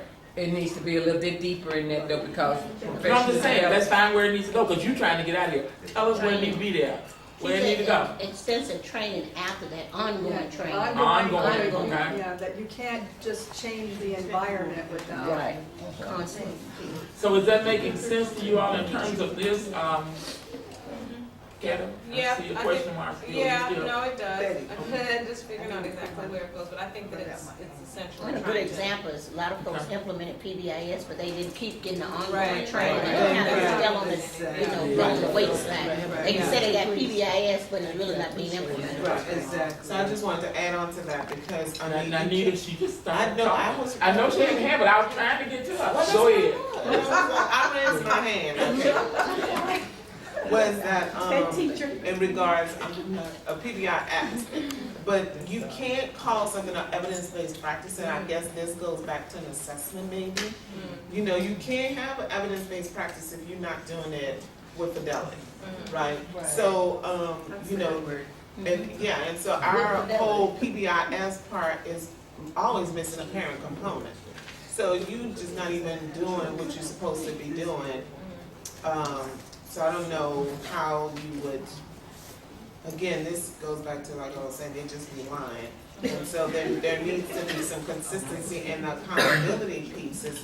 No, seriously, I mean, they'll just sit right there and say, yeah, we're doing it right in your face. And it's like, do you have a parent component? And they go like, well, no, it's like, well, you're not doing an evidence base. So, that's what I would do. Okay, but you got the concern now, how you all can include that, and I think the main thing is, first of all, it needs to be a training, but ongoing, in terms of the culture and changing it. Okay, professional development, Title II, Part A allows for investing in that, okay? So is there anything else around the professional development? Go ahead, Cameron. Where in the top where it's talking about requirements and there's in parentheses to add root cause analysis, student needs, referencing host child supports, addressing student needs with non-academic and positive behavioral support. High stake discipline, can we switch that out for exclusionary discipline practices? Yes. Yeah, because I saw there was somebody here. Okay. Go ahead. And something, I don't know where this would go, but not only exclusionary discipline practice, but zero tolerance. Like, having zero tolerance policies for children, Mhm. just makes no sense, right? Except for the zero tolerance, like, you know, to obey the law, and the federal law around zero tolerance is for drugs and weapons. Right, and so then, you know, they just need to end the practice of the zero tolerance and even having that as a concept, because it's counter of socio-emotional learning. So what are some additional opportunities for social emotional learning should we point to? I think creating a community around that, you know, in terms of community healing, social emotional learning that speaks to what emancipation circles. I'm just trying to figure out what are some of those things that because this is about community engagement, how do they expand this to community beyond the child, you know, in terms of creating a culture, but the same culture is in the building. I mean, so if you got PTA meetings, how do you teach parents how to use some of these skills that relate to positive behavior interventions and supports, even for themselves? I mean, I think the piece that she brought up this morning about there are so many parents who are dealing with children who have drug addictions and trauma, you know. If parents don't understand it, then they're going to keep inducing trauma upon their children. So I think that's some kind of way, how do we talk about that being a part of the culture, that these schools are engaging, you know, parents and supporting parents in. So I don't know how to state it yet, but I know there's another piece in here that may speak to it, I think around trauma informed or something, or not, but that's something I want to put out there. Okay, anything else for this one? Any more essential stakeholders? You got students, families, including students with disability, English learners, and remember they told us to put throughout children who were experiencing foster care, children experiencing the juvenile justice system. Okay, you know, just changing that language. Youth development organizations, alternative education programs, law enforcement, national and local advocacy groups. Okay, can we think of any other groups that they may want to reach out to? Yeah, I think did you just say trauma, not, Oh, I don't know, so when we're talking about stakeholders yeah. and we're talking about organizations, would the language be trauma informed? But I definitely think we want to be specific about students who are dealing with trauma. Right. Okay. And that goes back to what when she talked about those people who are treatment facilities, definitely. Mental health agencies. Okay, let's go to the next, early childhood education. Okay, go ahead and frame this one for us here. Great. So this one, just to be very transparent on this, the early childhood education section has come largely from Ounce of Prevention Fund, which is a Illinois-based national organization that does early learning work. Which, even though there are many other organizations focused on that as well, I just wanted to lay that out there. This one focuses on the requirements of, sorry, not the requirements, the allowed uses of so many funds within ESSA now allowing for early learning as well. So, for example, professional development dollars are really explicitly allowed to be used for training or development of teachers of kids birth to 5 or preschool. And then same in some of the other titles as well, and Title I for sure. Although a lot of that was true before, it's now really explicitly stated under ESSA. That's probably it for the framing. Okay. There's one other essential. Okay, go ahead. Go ahead, Nina. You know. One other essential first there, we've got parents and families of young children, but I do think you need to say something about grandparents and the other generations, because so many of our grandparents and great-grandparents are raising kids. So, you know, And I think that they have different throughout. needs and different understanding. Yeah. Because they don't get any of this. That's right. And we are seeing our children. So, can I actually ask a specific question about that. We got that feedback as well, that we should never say parents and should always say parents, families, and guardians or their Yes. families. But maybe it makes sense in this section to specifically Yeah. call out some Or of the even other. in parentheses, grandparents, I mean, really making an awareness, grandparents are raising a lot of kids now. And in our area, we're really proud that we don't send our little ones to preschool, that grandma's, they're not going, they get to stay home and taken care of by. Yeah. My mother is one of those parents, and that our little grandnephew wasn't learning to talk because grandma just gives him everything and does everything, and there's no, and so he, they diagnosed him with a speech disability, said he's got a speech disability because grandma's taking care of him. He has to go to preschool. So it's that cultural, we're proud of it, but it's not necessarily what's best for the child. So.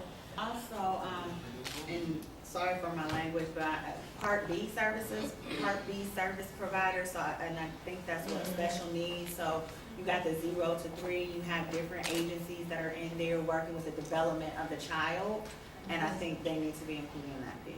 One. Okay, who else is missing in that essential stakeholders? In terms of the essential stakeholders, let me go back to something you just said, because that was not all of the fight that we had around, what's her name, Kathy Grace, but that was part of it in terms of what you're mentioning. But even with those grandparents who take care of those children, should be able to take those children, if they have a speech deficit, they should be able to still stay with grandma. Yeah. But in terms of a nurturing daycare, if that's what that mother wants. But they should also be able to go for services inside of a school system, specifically for those services for an hour a day. Yeah. Right? But They should not take away from developmental if that's what yeah. that mother and grandmother wants. Right. But grandmother can be nurturing. But they can do it, and it is done up on the child fine. Right, but those, because that will still be considered a Right, child. it's up on the child fine. Yeah. No, you can do it, and the school will provide the Those service. services, So only thing they have to do is just be referred, because that then will come up on the child fine. Thank you, Betty.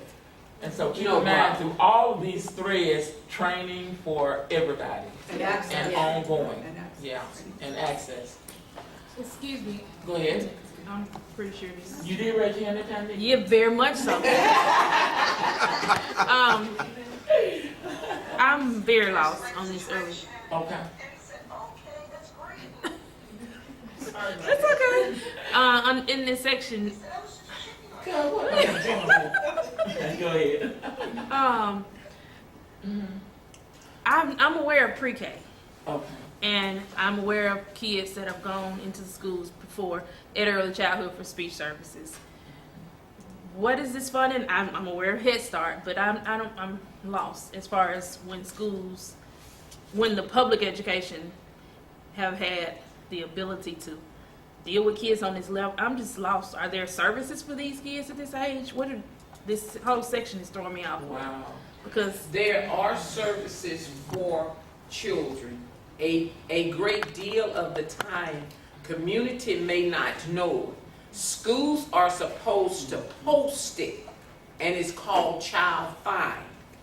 It is even so to the point that that child may not be in school as of yet, but that child can be referred to that system, because that is what you're looking at, the system, and what services that the system can provide.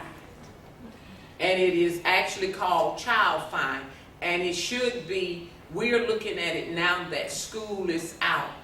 So therefore, when school starts back in August, and before August actually hit here, there should be information in your local newspaper, and all of them are having that type in their in the local newspaper, because it has to be advertised. It's supposed to be advertised.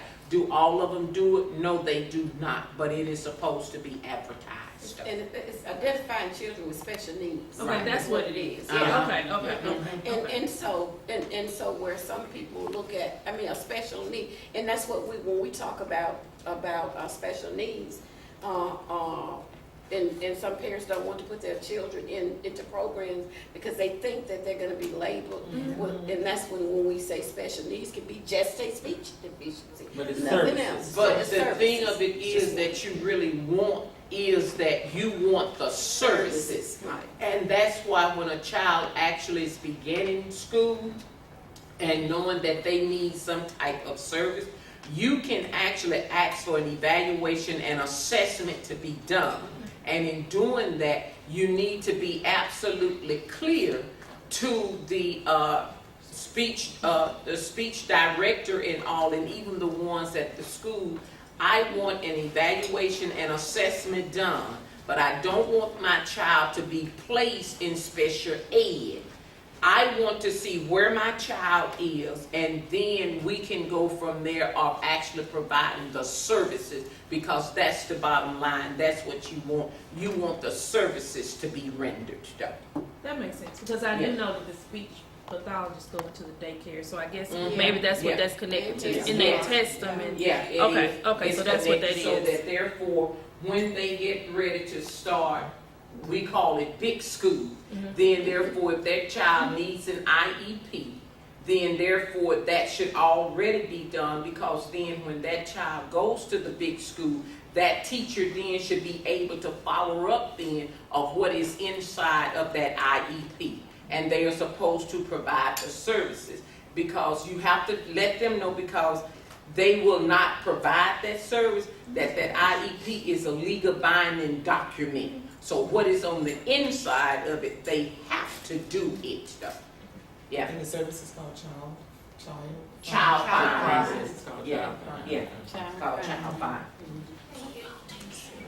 Okay, so now, girl, you better get on out of here. I can't do that. I'm trying not to look at you leaving. All right. Okay, thank you so much, Betty, for your level of participation. Take care now. Thank you, be safe, Bye. okay? Yeah. Turn your phone on and then call us, and then you can be on by the phone. I should have told everybody that. You said, put on your phone and call us, and you can be on by the phone. On the way home. Oh, my goodness. So I think for this one too, I'm not sure they're really lifting up child care providers in communities in a real way, because I think that's gonna be the link to the connecting of that early childhood. So I think we gotta be very explicit about that. But also based on what Betty was just talking about in terms of services for this population, I think we need to include, and I want to say the health departments have some kind of program for early start or something that health departments do in terms of reaching out to parents and of children from birth to a certain age. So I think they need to be at the table, because they can also share vital information about trends and all of that. So they need to be at the table as well. And resources. And definitely resources, you're right. And pediatricians should be. Pediatricians, yeah, in the community, yeah. Okay. So any additional local partners, or what are other early learning opportunity strategies that are missing here? So I think we pretty much talked about the ones that will be the main ones, is early childhood intervention, really. Okay. Alrighty, so supporting English learners, okay, and I think, Marika, yeah, because you were saying in your community, you all have a lot of Spanish-speaking children. We got all kinds of, we have over 86 different languages spoken in our public schools. Yeah. So this would be a part that maybe you could help us with more, because I know in most of our schools, we don't have those kind of numbers, you know. But this section here, first of all, the requirements, approximately 1 in 11 public school students are English learners, a number that has been consistently increasing over the last decade. To better serve this growing number of students, states must now fully describe EL data and supports as part of their accountability system. So what do schools have in place now? So for this, you're talking about who needs to be at the table to develop it, and who needs to be the stakeholders involved. Okay, Nita? I think this is where Marika, this is where her comments about parents being afraid, there needs to be a really important little lift up here, understanding that many parents immigrants are afraid.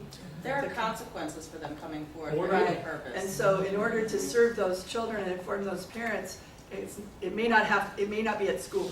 No, it should not happen at school and should not be delivered by school staff. Yeah, and that You should need to have be- somebody that's been identified as a community leader that can host in the community. Right, and that Because has any official representation from the school, our families will not show up. Yeah. Because they have been taken Yeah. when they show up at the school. What page is this? So now you're saying, this is on page 17? Yeah, Okay. because they're gonna complain that they don't, oh, I have raised my hand. Okay, go ahead. They don't complain that to get parents to come, I mean, that's just, well, they don't come. But I think that's why you have to really say here, they are not coming because.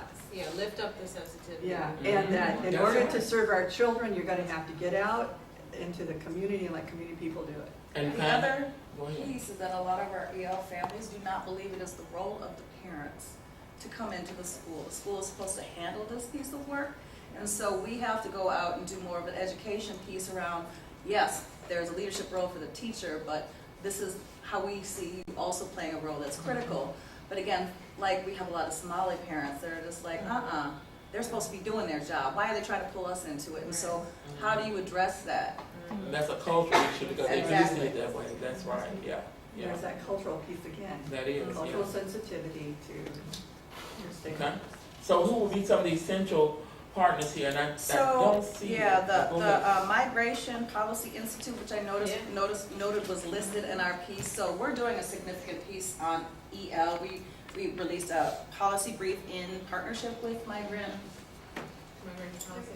Yeah.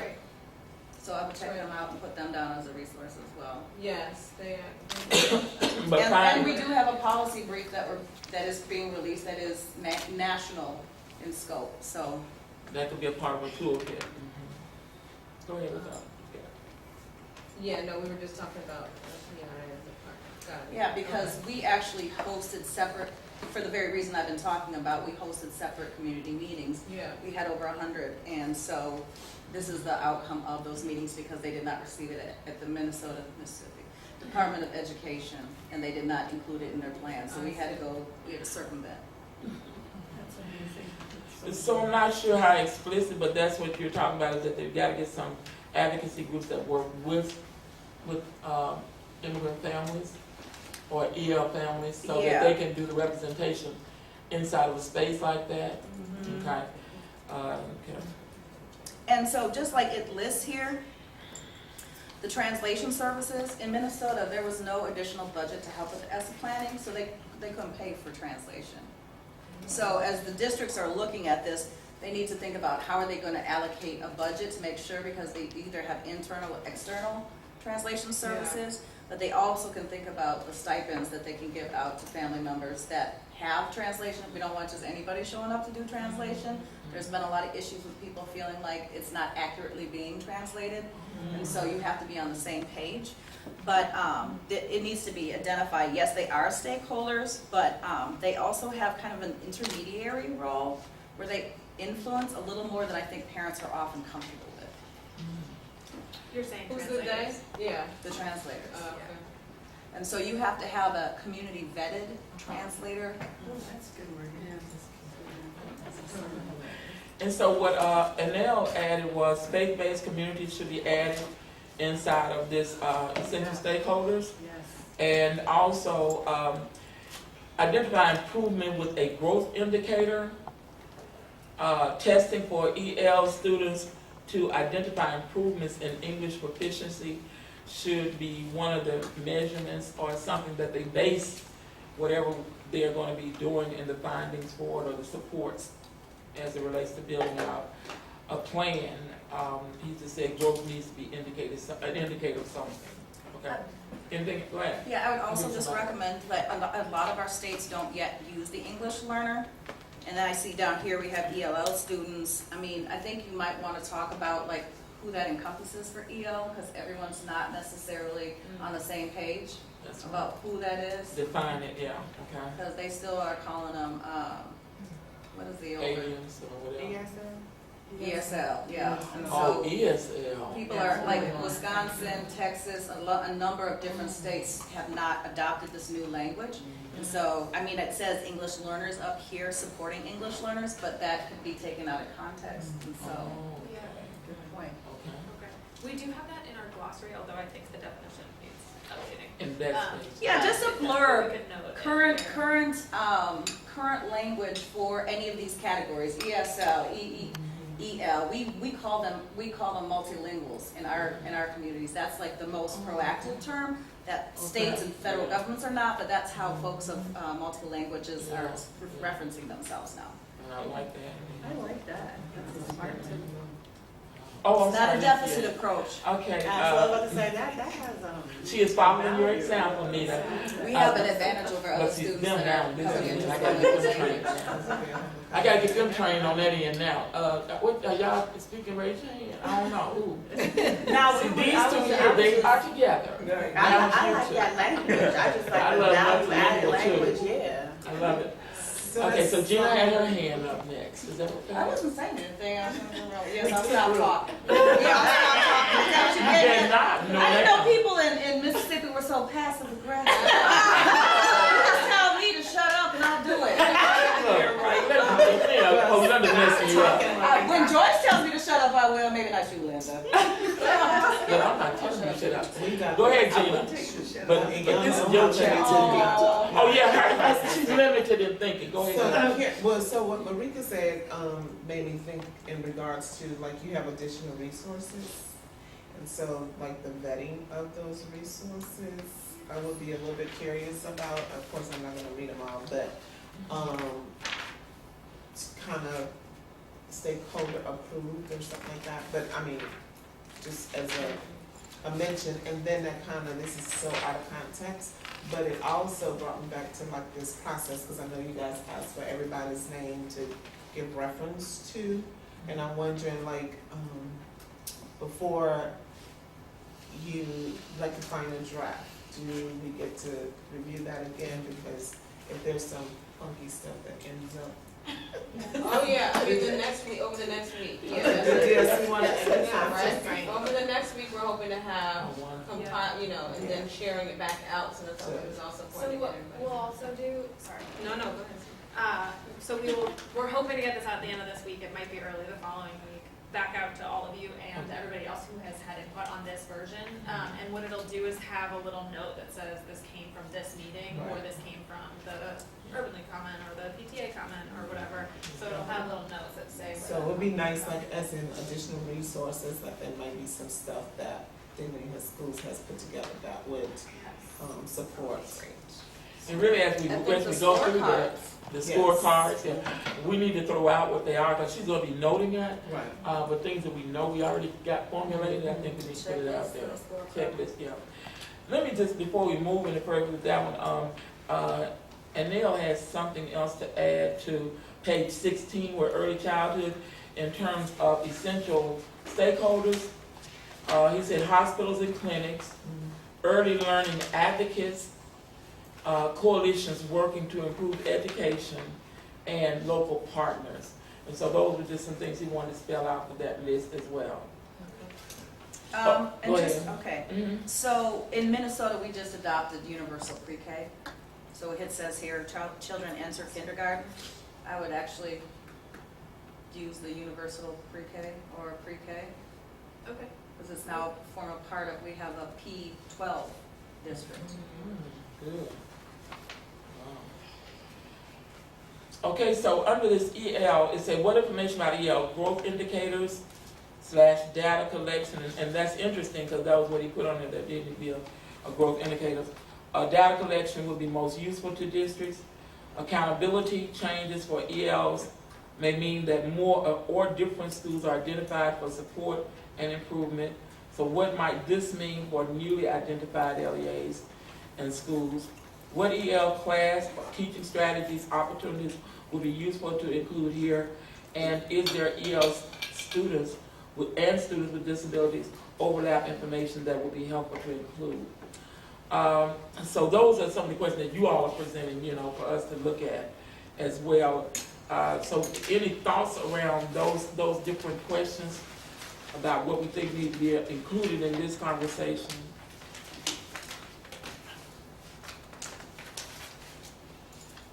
Well, I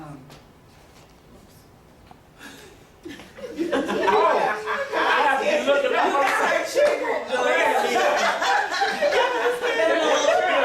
When she started talking, I was like, I'm so used to this going on. I'll follow the rules. Sure do. Thank you, Nita. This side of the room, yeah.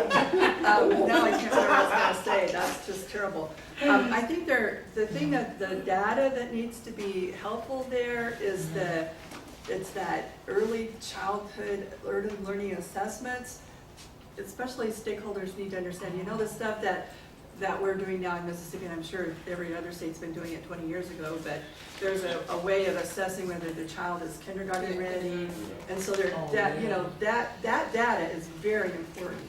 And that's in both of these topics. Yeah, so we could go back and find the specific assessments, but they're such important indicators, and schools need to look at that, because if you know that your community, you're gathering that data, and 75% of the early child centers are sending kids that are way behind, then you've got to address that in your school improvement planning much differently. So that's the data to analyze. Yeah. So. And that makes sense. I think we had children coming first grade, 25% of all of them. There was 25% that had never been anywhere. And it was clearly so that's data. So I'm glad you brought that back. But that also will be applicable to your EL students as well, because what they will do is indicate that these children have not been exposed to, the language itself. Because some of them are not going to early childhood in most communities, I'm sure. So yeah. Yeah, I think ours in Ohio is called kindergarten readiness, like we have. Right. Kindergarten readiness programs, yeah. So those people who represent those agencies should be on there, I think, as a central stakeholder. Yeah, we locally have Parent Aware, it's a rating system, but it's all the people that are rating all of the different child care centers, so they have access to them, and those are predominantly people of color delivered daycare. And so finding models in states that have that piece, they really have access to a daycare center that are not the New Horizons, or are not normally on the radar for school districts or other people to engage with. Okay. So Ashley, we've been covering much of what you had, you think? Yeah. Okay. And if it was something that when you were out there we didn't, you can always, not come all back and I make had sure. to leave. I know. My partner's little sister Right. called and said that her son was being airlifted from Indianola, and he's 1. He had an asthma attack and a seizure, so they had to drive because they couldn't get on the airplane. So you on the flight, so I was here. already here, so I was like, I can make it over to make sure that I'm there by the time the ambulance gets, by the time the flight gets here, so that somebody could be in the room with That's him. right. He finally fell asleep. I think he just was tired after I'm sure. all of it. That was in a bad place for me, but after seeing him and knowing he's okay, they probably gonna keep him for a day or two, but Sure. I was like, oh crap. Well, this worked She's out getting perfect. life out of me. Yeah, that sounds serious. Here. But as you look back But the through it, grandparents are there now, his mom's there, they only let 2 people in the room at a time, so I was like, I'll be back after I get back from work. I knew you had done some thought around this, so please, as we go through it, because I'm sure much of you offered will be threaded throughout. That's what we're still reminding them, that a lot of this stuff, it goes everywhere. So if it's something specific that you want to make sure we have lifted up, we may have already mentioned it, but we just want to be sure. I just thought for the English learners and for early childhood, that week should always be in those spaces, because I don't care if you speak English or not, folks gonna get those week services. And that's one, I don't know how they manage to do it, but some type of way there's some translation being going on, there's some help being given in those spaces. Because I've seen it even in our community where a lot of times it's the younger folks that will go into those spaces with their parents. But just being able to know the week touches just about every family in the community. in some way, form, or fashion. And you say WIC? WIC. Oh, WIC. Because people need that Right. milk, especially Right. from 0 to 5. Right. That is a big component in communities of color and low-income communities. People have to have their WIC. And they have a lot of influence over folks. Because if WIC says do it in order to get this WIC, people tend to do it. Yeah. So how do we really, start to use them as a resource in community to get the word out to parents around some of the stuff that we're doing and some of the services that can be offered. And a lot of times, they're in their offices, they have dietitians and all kind of stuff. So if they're in their office and they're giving out information, we should be able to know how many referrals you got this month for WIC. How many people, So for data purposes? yeah, for data purposes and for distribution of data. So even if it's just them giving out a meeting notice to parents that come in, That sounds good. that could be helpful. Yeah. I have one more piece. Sure, go ahead. And this is just a preference around language. I don't know if you're using this because it's federal, but the underrepresented youth, I actually think it's overrepresented youth. Because they're overrepresented in the system. On page 25. Oh, you mean you're saying overrepresented in the criminal justice system? Well, they're What over. page you on? Okay, so on page 25, it says the list of meaningful engagement with specific groups. And so there's a whole category. Yeah, And I just don't like the language of underrepresented youth. yeah. Unless it's Going explained, actually because you're toward right, yeah. Underserved was the new Yeah. edit. What do you think Oh. of that? I think I like I think it's still Basically, deficit. historically excluded. Unless you're gonna specifically name them out, which I think you should do. I don't think the actually the underrepresented or the other pieces is still approaching it through a deficit. I think to add to what she's saying, we don't want to leave assumption here. And I think when you use a generalized term like that, that's to someone's interpretation of what that may mean. So I think listing them out is important. It's a long list. Do you have a suggestion for what the sort of broad title would be then instead coming from an asset model? No, I'm just, no, I don't Not to know. put No, that this on is you, the name it's for a an entire little- part. I don't have an alternative, Well, can we give you a few minutes till we get to that page? I know, but it's throughout, the language is throughout. It's throughout, okay. yeah, the Gotcha. leadership conference, they use historically marginalized youth. But what she's saying is sometimes those are statements, or, people have different understanding of them, and you're saying more to a deficit versus, looking at it for what it really is, because in many cases they are overrepresented, and it's not necessarily underserved or whatever, that too. So think about it a little more, because I think we do need to address it, and it won't be anything for them to go back throughout and lift it back up, but you lifted it up earlier, I noted that you lifted that up once before. Okay, so let's look at page 18, supporting students with disabilities. In this particular section, first of all, the requirement by ESSA is that across the country, more than 6.5 million children and youth receive special education services under the IDEA, funded by ESSA. And under ESSA, local schools must track and support students with various disabilities and ensure that gaps in student academic performance do not persist. So what opportunities does this bring about? And one says ESSA grants more decision-making authority to state and local leaders that have significant impacts for students with disabilities, including assessment flexibilities, in terms of extended graduation, inclusion of extended graduation rates, programs with greater focus on identifying and supporting the needs of English learners and English learners with disabilities, and new or expanded opportunities for improving conditions for teaching and learning, such as support community school partnerships, positive discipline practices, reduction in bullying and harassment. So, given this population, let's look at, number one, are there any other opportunities that need to be looked at? But then, if they look at students with disabilities, then who are the essential stakeholders that's not listed here?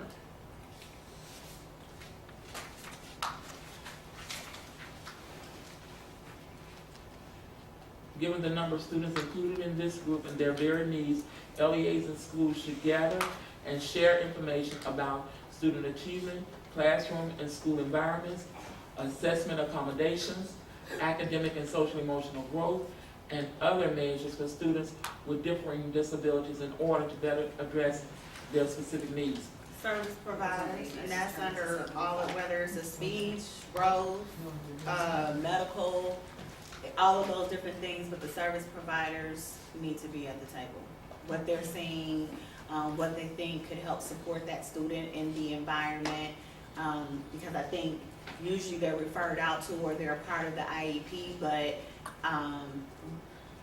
what's their influence in the actual school environment to ensure that the students are getting what they need. Okay. And so what Marlene has put up there, number one, she says that we need in a timely manner so that it is effective for better outcomes. And so she's saying add that. She's also saying in terms of who needs to be at the table, she said these two bullets should be added to the list on page 15 as well. And she talks about PTI because every state has a PTI. We got a Mississippi PTI, you know, that they actually do training for parents around special needs. Okay, and that was in the hotel this weekend. What this does week. that stand for? I'm sorry. I want to say Parent Training Institute or something like that. But you can look it up under United States Department of. That's what it is. Parent training. Training. Mississippi's Mississippi Parent Training Institute, and that's federally funded. You know that they have to do that. So add them to that list of people that should be there. Under here also, Head Start. Yes, definitely. Head Start is required to do what, I just found out my kids were going that they do an IEP on every single child. I did not know that. Mm-hmm. Oh, yeah. Does that IEP carry over into the Yes. Yes. into Yes. K through? Is it supposed to? Go ahead, Nita. Is it considered a individual education plan, but not for necessarily for kids with disabilities? It's just, I know a lot of states are doing best practices of every child looking being towards getting. every child. They're calling it individualized versus the individual education plan. So the non-SPED Right. is individualized education plan, not individual education plan. Okay, very tricky. Yeah, unless they just changed That it is in very- recent times, but mine are now, I have one that's going to first grade and one that's going to fourth grade, so even when she was in kindergarten, they did the assessments and things like that, but a lot of the kids who had, because we were trying to figure out how these kids were going to speech therapy and all this stuff, coming into Head Start and stuff, and one of the things that they do before the child is admitted into Head Start is that each child has to do an IEP. And you have to sit down with, the parent has to be there, they will come out to the home and do the IEP if you can't get to the school. So there's a lot of different things that goes with it. A lot of times they fall off because when they get to kindergarten, it's like, oh, well, the kid no longer needs it. Or the kid hasn't shown anything to say that. They go get more in depth into it when there's a special need that's identified in it. But each child has to have an IEP. I wonder how that, and I'm sorry if this is not the space for it, but I wonder how that, and even, I guess maybe even in this, we're not knowing that that's happening, how that we don't, I think one of the issues we're dealing with is sometimes over, what's I want to say, labeling too many children, with special needs. Over-representation. Yeah. And so if that's happening, which I can see the benefit of following an individual child, I can definitely see that, but making it clear that those are two different prongs because of the over-representation issue. That's interesting. Yeah. Now, another resource that she added was Rights Law as a resource to this part, yeah. Yeah, that's really good. Okay, go ahead, Nina.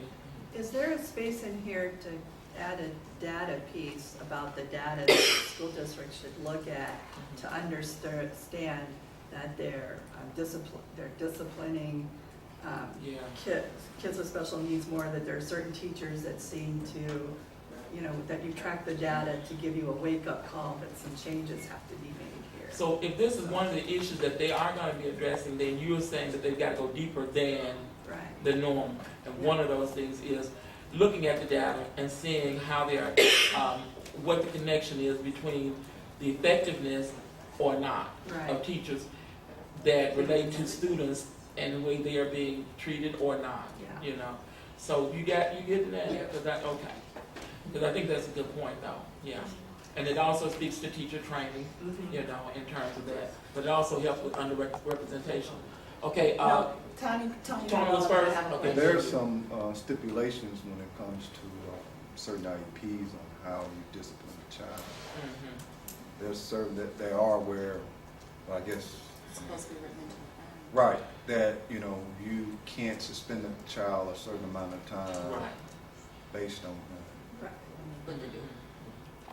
Okay, go ahead. You want to follow up? Is that okay, Cameron? She just want to follow up with what he said. Is that right? Follow up to Right. his. Well, and one of the things I'm specifically thinking of is restraint and seclusion. Right. We know that certain teachers are restraining and secluding children more. That's not supposed to be in an Right. IEP. And that should be a wake-up call for some schools, that there are some teachers who absolutely do not know how to work with children with special needs. So that kind of data to be tracked. And specific training Right. involved. Yeah. Right. Okay, Cameron. This is not in this section, but it keeps coming up, obviously, the data. Are we going in this document, and we talked about the manipulation of data and those type of things, will we provide a section of identified collectors or agencies that are independent?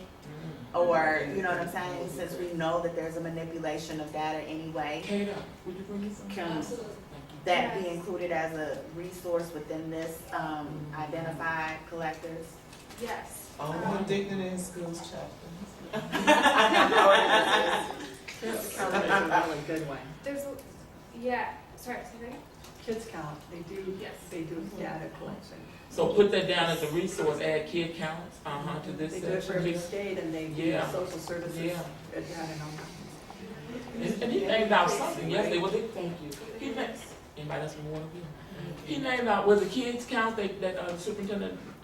Board member raised yesterday. Yeah. But there are places it was kid counts. Okay. Okay. All right. So so now in this one, Anel wanted to add. He said that students with disabilities handbook includes families of students with varied disabilities. We would like to include the student themselves. And I think that should be throughout, that students should be essential stakeholders. But here they're saying students with disabilities.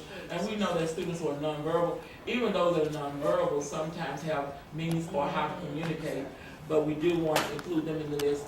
And he also said include peer supports to PBIS opportunities. Okay. And so we're good with that one. Everybody good with that one? Go ahead, Ashley. I don't know if we said healthcare providers or not, but specifically for nurses that are on campus. Oh, yes. Oh, good. And nurses, especially those who are in the school system itself. Because a lot of them are giving out them. And some of us do. I would be You're interested right. to know how many pills a day they give out to kids. Because they would tell me how many kids on medication at this school. Yeah. That makes sense. I think our kids actually have to take their meds at home, because a lot of kids. I was are about to not say aware they're changing that. I didn't take my meds today, or you could tell, and so I'm wondering if they just don't. I think our laws where you can't administer any type of medication on school grounds. I think that's Ohio law. So does this one have social workers and social workers, psychologists, counselors, in terms of those essential stakeholders? yeah. On this list, I think. Okay, it does already. Okay. But Nurses it just says school staff, including Which counselors or was advisors, good, social workers, okay. teachers, Yeah, principals. something Georgia. Okay. But they, I know that in Mississippi, if there's a note from a doctor or some type of prescription where the teachers can't administer, well, Yeah. not the teachers, the nurse has to administer the medicine inside of the nurse's office in a designated space. So Exactly. Okay, that sounds. Okay. And that may be from safe to say, so I'm glad both of y'all brought that up, so they they'll give know how them to the address pill. it. Somebody giving the kid a pill. I just know I don't agree with the pill thing, but I can't tell when a child is. I can just tell them like, take your meds today, did you? Because you can just see a difference in the behavior, and they don't have them at school. They raising little crackheads now. Like, you put Yeah. these kids on this medicine at 9 and 10, and I'm sorry, 5 and 6. Yeah, no, I agree. And then by the time they hit 17 and they smoking crack and heroin, you trying to figure out why. Because you been doped them up all their life. And to hear the kids tell you, I don't feel myself when I'm on this stuff.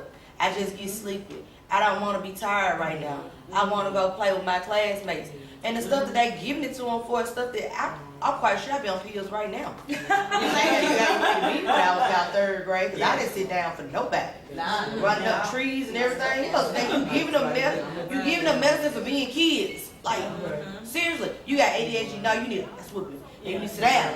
You need to learn some authority and sit down. But you ain't over there needing no pills right now. And the kids or they actually need to be up, them or they may need to be up for a few minutes. Say, okay, you need a break. Right. Then just Give give a them break. a minute. Then they sit back down. You know, but all I'm I trying to did, think of you who know, that you would bring up be peach spillers. at the table, making sure we got people that understand that.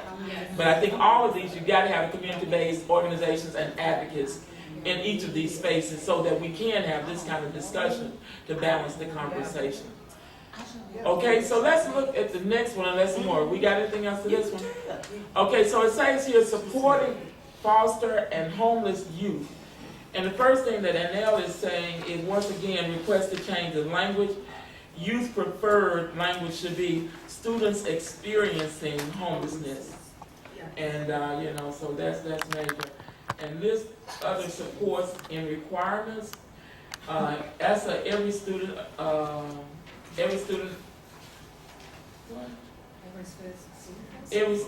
succeed act for students experiencing, and I'll put some of this on for students experiencing homelessness.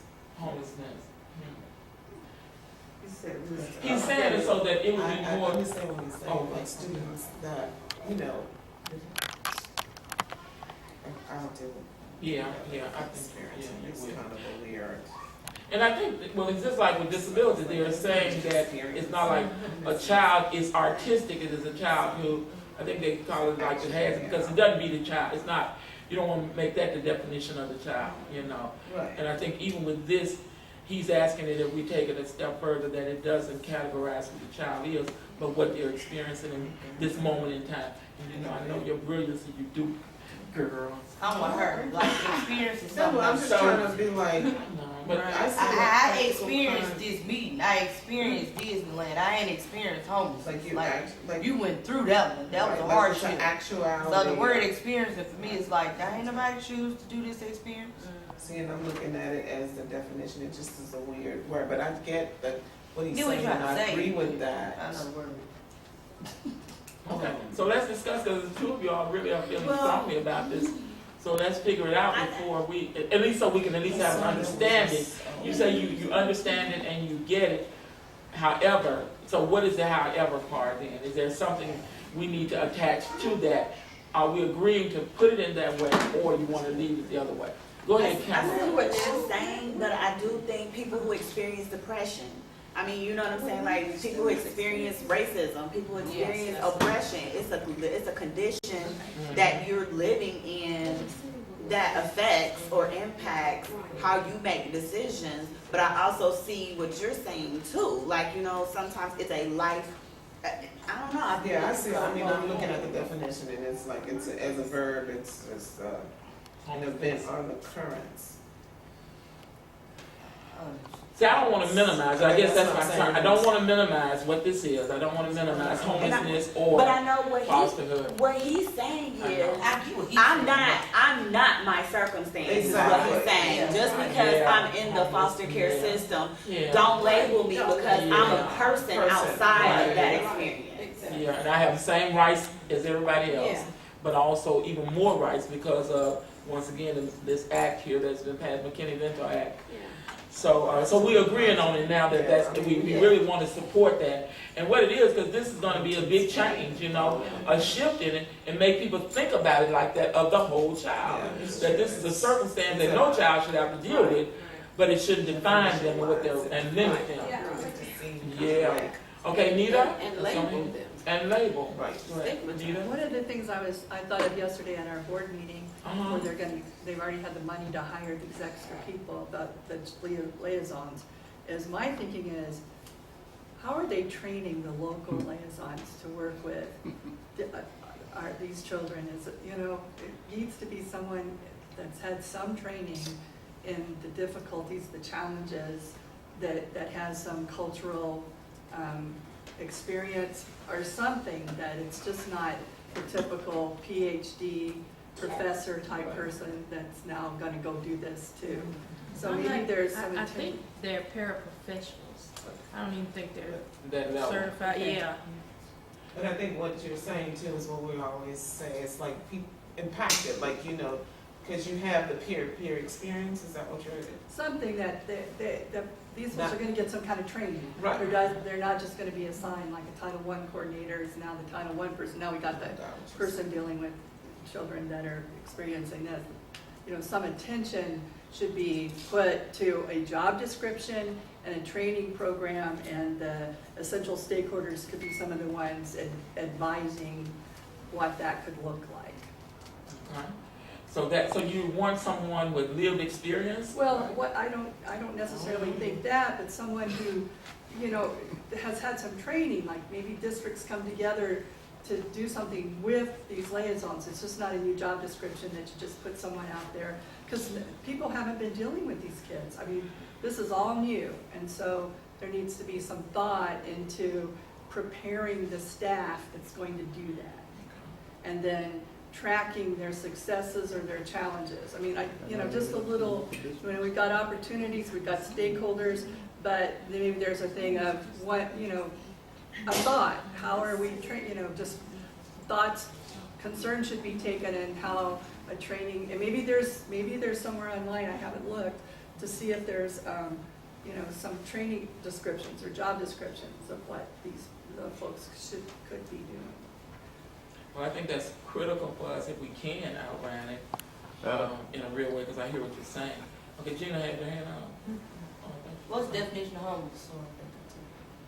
Well, they got a bunch of. And I think we need to have that. I know we have a definition with this act. I think it provides a definition of homeless, and it's almost anyone who's not living in a home that is their home. For instance, you're living with your grandmama or you're living with your aunt, and everybody's happy, but somebody's homeless, if that's the way it's set up.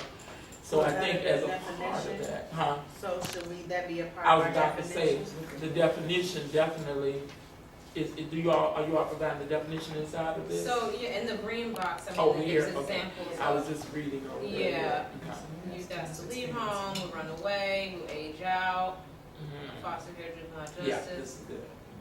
So if there's anything else to add to that may be missing. Or living with family. Cause I see, That's right. those are traditional, traditional? Or temporary. Transitional. Okay, oh temporary. Lord, bless me, Jesus. It's okay. So including those in transitional or temporary housing. But did you say there was another one? One of the ways in Mississippi that a student can be considered homeless, Yeah. and we found this out because people were crossing lines to go to better schools, is that if you are not in a home that is your own, if I live with my mother and my children live there, my children are considered homeless. That's right. And that's an accepted definition, yeah. Because the other part of it is because some communities are so fluid that people really are living with other folks, and children have to be there, but it's conditions where they can't afford to live anywhere but with somebody else. They were having issues And they would be with, outside. And that's considered. having issues with attendance and getting kids registered for school. Because you're like, there's no way that all three of these families got the same jersey. Yes, there is. Like, they all live in one house. That's possible. Yeah. So one person is the person that's over the lease or whatever, and that would be considered their home. Everybody else was homeless. And the benefit of it is, or the advantage for the children is, or that's an adult situation. So children are provided transportation to go back to the school that they were in. They didn't have to keep moving from school to school. But a lot of it was financial too, so that means they would provide services, clothing, whatever the needs were, because a lot of it was based on economics. Okay, so in this one here, in this section, let's see, page, what, 19? Okay, so what I now added for page 19, and I just, yeah, I told you that. You want the language, okay. Speaking, sleeping, and Now, who needs to be at this table, though? I think you can add, I don't like For what we in? the Red Cross. Oh, wow. I feel you. Yeah, Salvation You Army. can put another R in front of red, but Red. nope, the race is Red Cross of Mississippi. Oh, wait. But the Salvation Armies, Salvation. Salvation Army. Oh, y'all haven't made it far. Need as much. did y'all stop taking notes? Definitely still taking notes. I don't even see foster care, is this specific, there's, foster care agencies are not on the essential stakeholders list. Put them on there. Or maybe I'm just sleepy. No, Nah, you good, you wait, Carol, that was get catch what they say. Now wait, whoa, stay woke. Can't leave them. Okay. And then faith-based organizations, going back to your social and civic groups, anybody that can support children in a real way, and they provide support for these children. We got shelters on here. Yeah, I see them. You see shelters, yeah.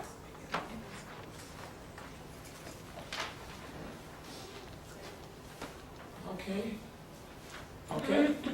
And keep in mind, you all, if you think of something when she sends it back out, because we're gonna get it back, if you think of something that we left out, please just make a note of it whenever it comes to you tonight. You go to bed and wake up and say, yeah, I meant to say that, write it down, you still got time to say it. Okay, let's go to the next section here, is about supporting teachers and leaders. And so these are the topics, remember they pulled out topics that they wanted these internal committees to look at. Okay, broadly speaking, go ahead, Nita, I'm sorry. I've got one really picky thing here. Sure. Under essential stakeholders, I think teachers, that third bullet should be the first bullet, not local union representatives. Where is that? That's Where- just We're right. in supporting teachers and leaders. Yeah, it should be the one that's the third bullet. Before That's teachers, should be before number the, one. yeah, unions could come down long below Put it at the that. bottom of the list if that's okay with you. Yeah, and in this state, it probably is really important to do that. But the teacher association, them people need help. I don't know why they pay them for. Okay, supporting teachers and leaders.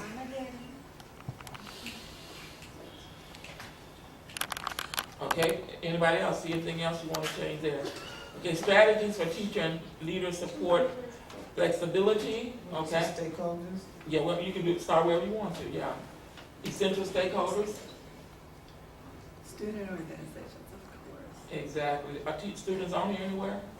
And they got parent teacher groups like PTA and others. But I think students need to be on here as well, Right. yeah. Those what you were saying? Okay. Look, y'all, I'm taking whatever I can get now. I take people that breathe. And I know you can say something. I know. And we're almost there, and I get it. So I'm not really being presumptuous here at all. But I really appreciate people trying to stay inside of it as much as possible. So strategies for teacher and leader support flexibility for Title II funds include improving programs that attract, prepare, develop, and retain effective teachers. So just in saying that, what about our colleges and universities? Need to be in this space here. Somebody represent them, yeah. Supporting partnerships with nonprofit organizations and educator and leader preparation programs. I think another group that needs to be in here needs to be retired teachers. In terms of essential stakeholders. Strengthening human capital system for LEAs to recruit and retain effective teachers, leaders. I think your faith-based got to be in there. We got to have our churches where they see some kind of accountability where we can go back to, investing in what's ours. Along with federal and state money, but I think churches have a big part that they can play. developing evidence-based teacher evaluation systems. Developing them is one thing, but implementing them is another thing. So I think that's where training and all of that's going to come in. Providing high-quality, personalized professional development to educators to meet the needs of early childhood and children experiencing trauma or other barriers to student learning. So that goes back to all of those professionals that we talk about, and I think you got it here, including social and emotional support staff. But I think just for that one, we also, and I don't know if it's here or not, our state, they authorize these people that can do trainings, professional development and stuff. And so I think they do need to be a part of this so they can hear what these folks are saying is really needed.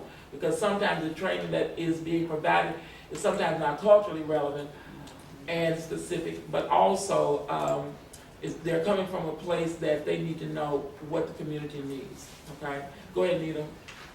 Under opportunities, one of those bullets, the culturally appropriate, understanding how to incorporate culturally appropriate stuff in there. I mean, I think it should be a strategy for that. We got to embed that into our teacher training.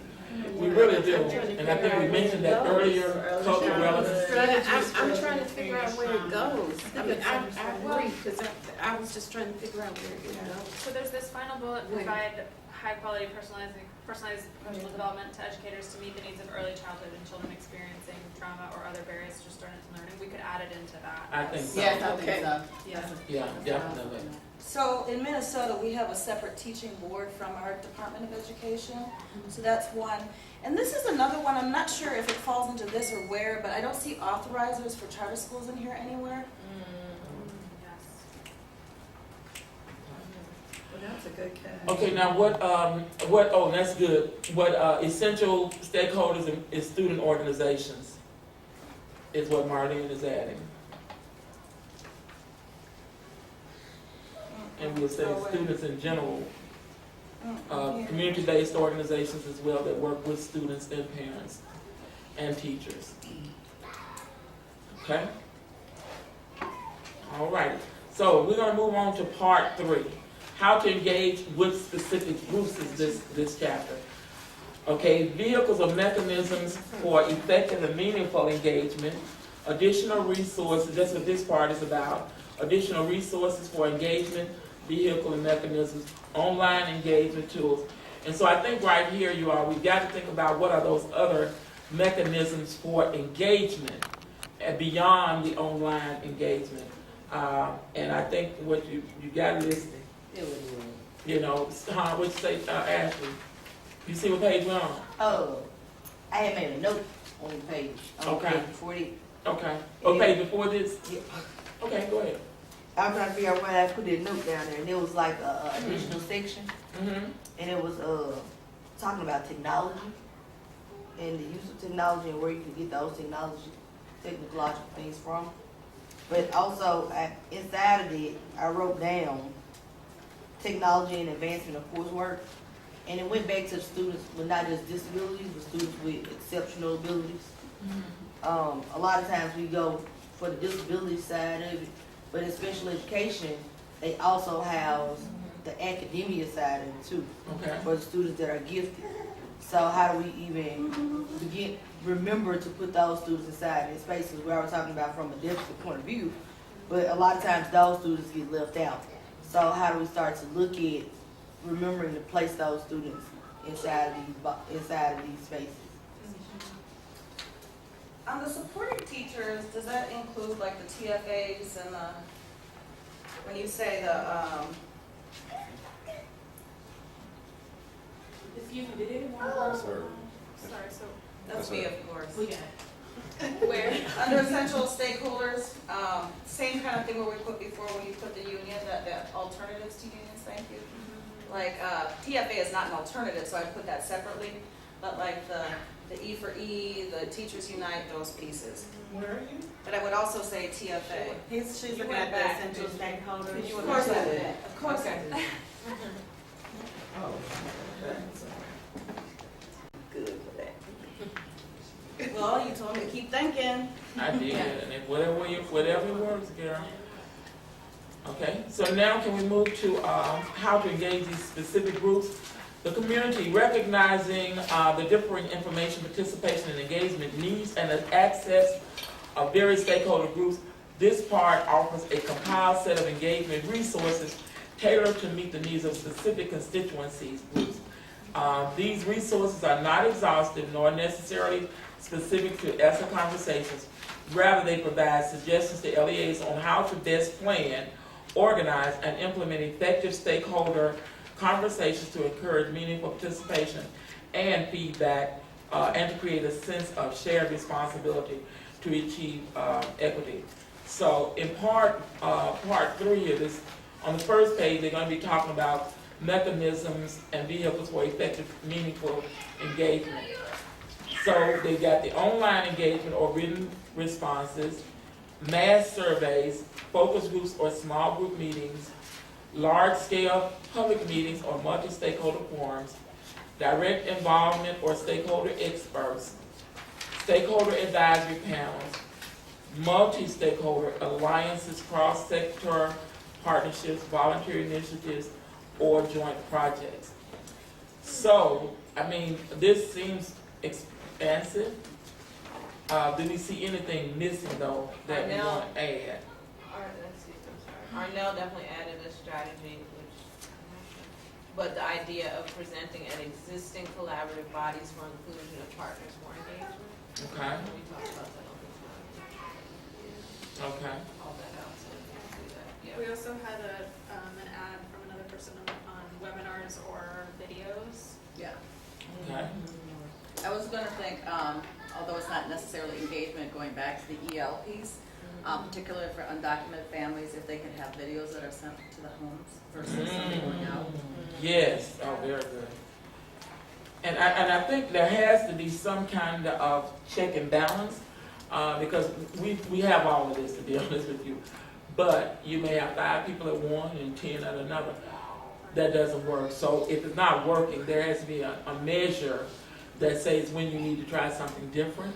And see, what you're talking about that, then at some point, if these parents that you're trying to reach are not being engaged, then how do you do something different? And you gotta be ready to. And so I think doing something visual, and figuring that out, I think you're gonna have to. Okay, anything else? Well, just since we're back on the EL thing, so one of the things, the challenges that we have is, particularly with our Hmong population, they have 2 separate languages, so you have blue or white Hmong, and then most of it's phonetic language, so a lot of the folks don't read, whether it's English, blue Hmong, white Hmong, and so again, sending things home to families is not the way that you're going to be engaging them.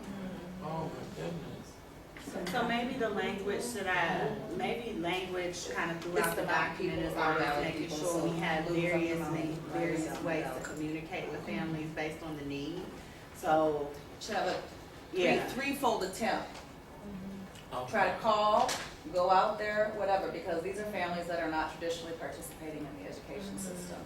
And I Or if think they do, they're having their children translate, Right. and again, lost in translation. Does it ever? so. This right here, you need to add one to that, and that is the one-on-one communication strategy.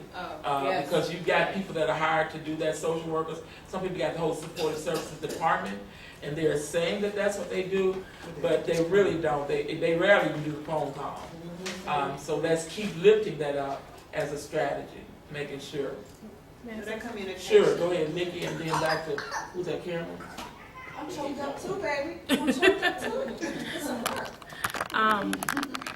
One of the things I found in one of the communities I worked in Uh-huh. is when they did a program, if their child was in something, the house was packed. When I say packed, as simple as singing Christmas songs. That's Like, right. I know at the elementary level for sure. And I always thought that would be a great opportunity to take advantage of that crowd in some kind of way. Because when they would advertise like a family night, out of my child's class, he might have 3 parents there. But when they said they were having a program or doing something like that, like everyone and the parents were excited, and the atmosphere. And as far as populations that don't come out, like the community she was talking about, you may have to go to where they are. Like, if it's something that's important to their culture and they're having something outside for it, then representatives may have to go there, or, you know, sometimes you have to go inside that. And I think arena. that's kind of what Arnell was speaking to, in terms of presenting at existing collaborative bodies, so that you can engage, you know, use those opportunities. Yeah. I think that's what he's, yeah. Okay. But we'll I add think that. even more, in terms of events, and I think you push it a little further. It's got to be specific events. It can't be just any event.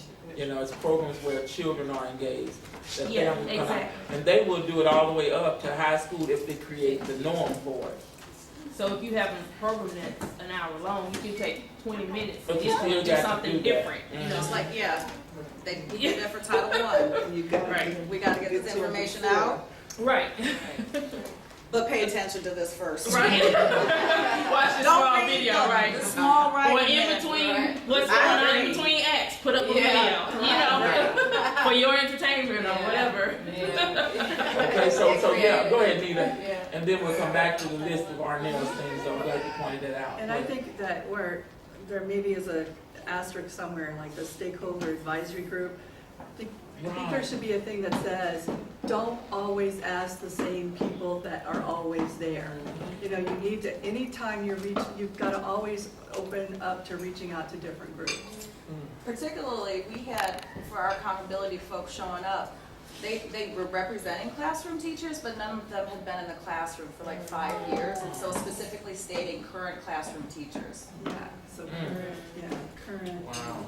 Yeah, the classroom teachers, I was thinking about that too, because I can think of a teacher that left the district I was in the year before last, and parents just loved her. Like, she was so good with connecting to parents. And some people just have that personality. Like, you know, they just know everybody in their grade, the parents would come up and talk. And I think identifying those people within your system, within your schools, and utilizing them and where they're strong. That's a good point. That is, that really is.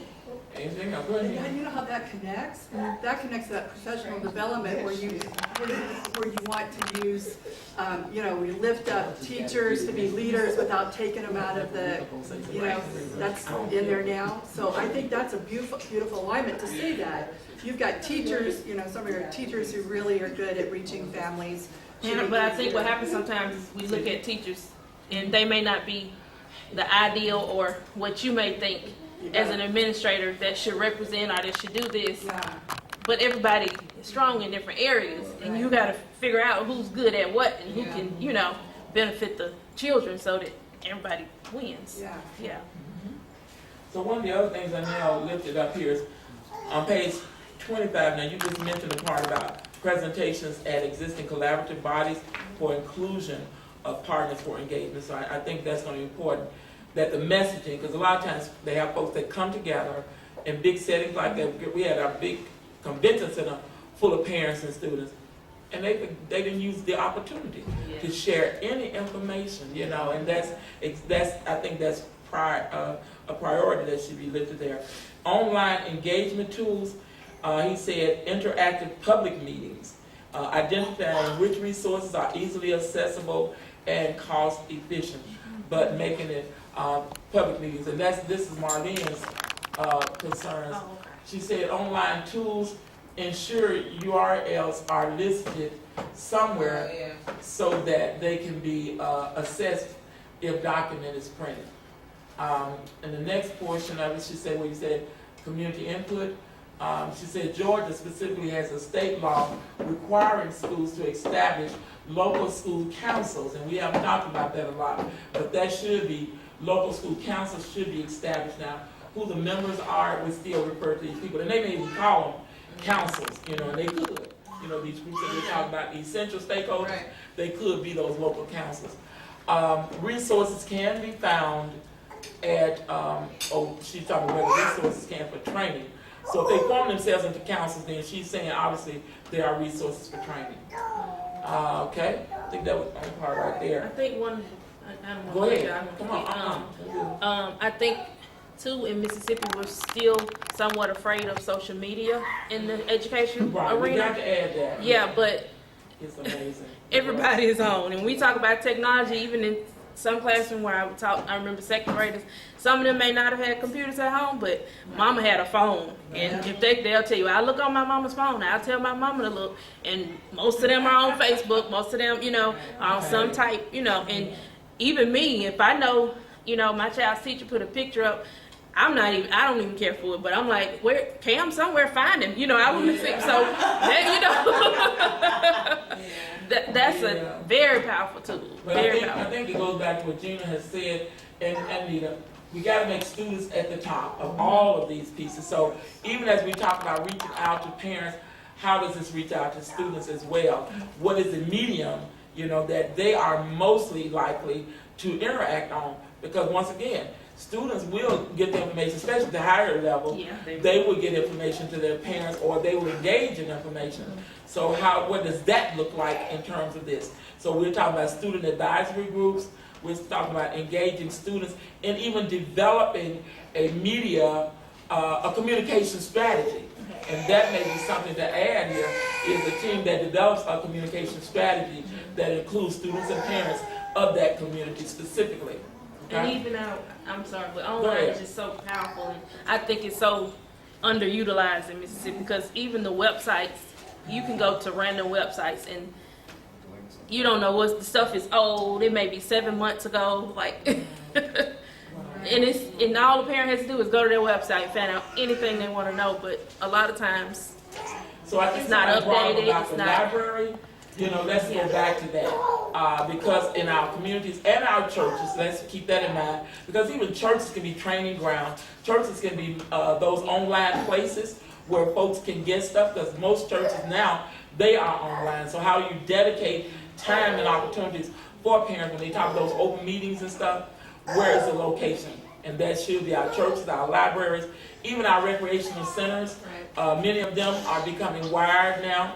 So those are another opportunities of giving, well, there's another ways of giving opportunities to families who may not have access. Okay? So Go ahead, again, I think Cameron. that, that's just a really, like, we have to look at communication strategies. That has to be its own little separate Okay. on Put it how on we there. communicate, Yeah. how we reach out, how we Yes. strategize. Because to your point, there's a lot of activity on social media, but in my experience, I didn't see it. I didn't, you know, it's like I'm online for what I want to be online for, and that's not necessarily to be informed about what you're talking about. So we have to find a way to ensure that they're getting this communication, and not just by happenstance. I think we take for granted, and even lawmakers, decision makers take for granted, well, it's online. Yeah. Or, you know, another point, oh, well, here we send it home. You send it home, but can the parent read it? You know, doesn't even like, make it home. Right, exactly. Didn't even make it home. Depending on what it is. And I think I saw it somewhere, and maybe that was at the board meeting, but I don't know. But it talked about how, well, we give the information to the, it was an article, we give the information to the students to share with their parents. I'm in 3rd grade. My teacher told me to give you this.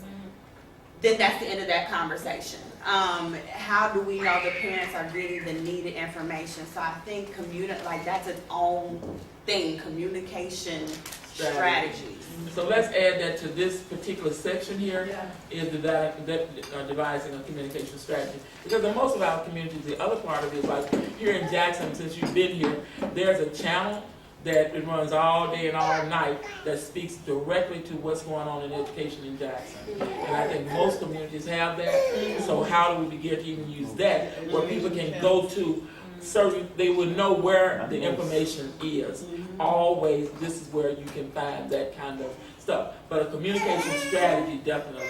Go ahead. I think of suggestions, because I can hear principals and teachers now, we don't have time to do that, but you know what? A group of parents and community groups, and you can say that in here. That this is a way to use your community-based organizations. They could help you develop and you can certainly use high school students. That's right. To update websites. I mean, think about God, as a part of the curriculum, which is incorporating their learning at the same time. And I think if you all would do that and spell it out in that way, I think that is major. Because they don't know, again, they really they're don't. not thinking about it like They that. really don't. Yeah, they're in survival mode. You know, there's too much. Yeah. So that's part of STEM. Oh, wow. That's And right. you could tie it into STEM, you sure could. That To puts in the STEAM, application form. as not, how do you say, but STEM definitely, yeah. It Okay? used to be part of our, business computer technology class.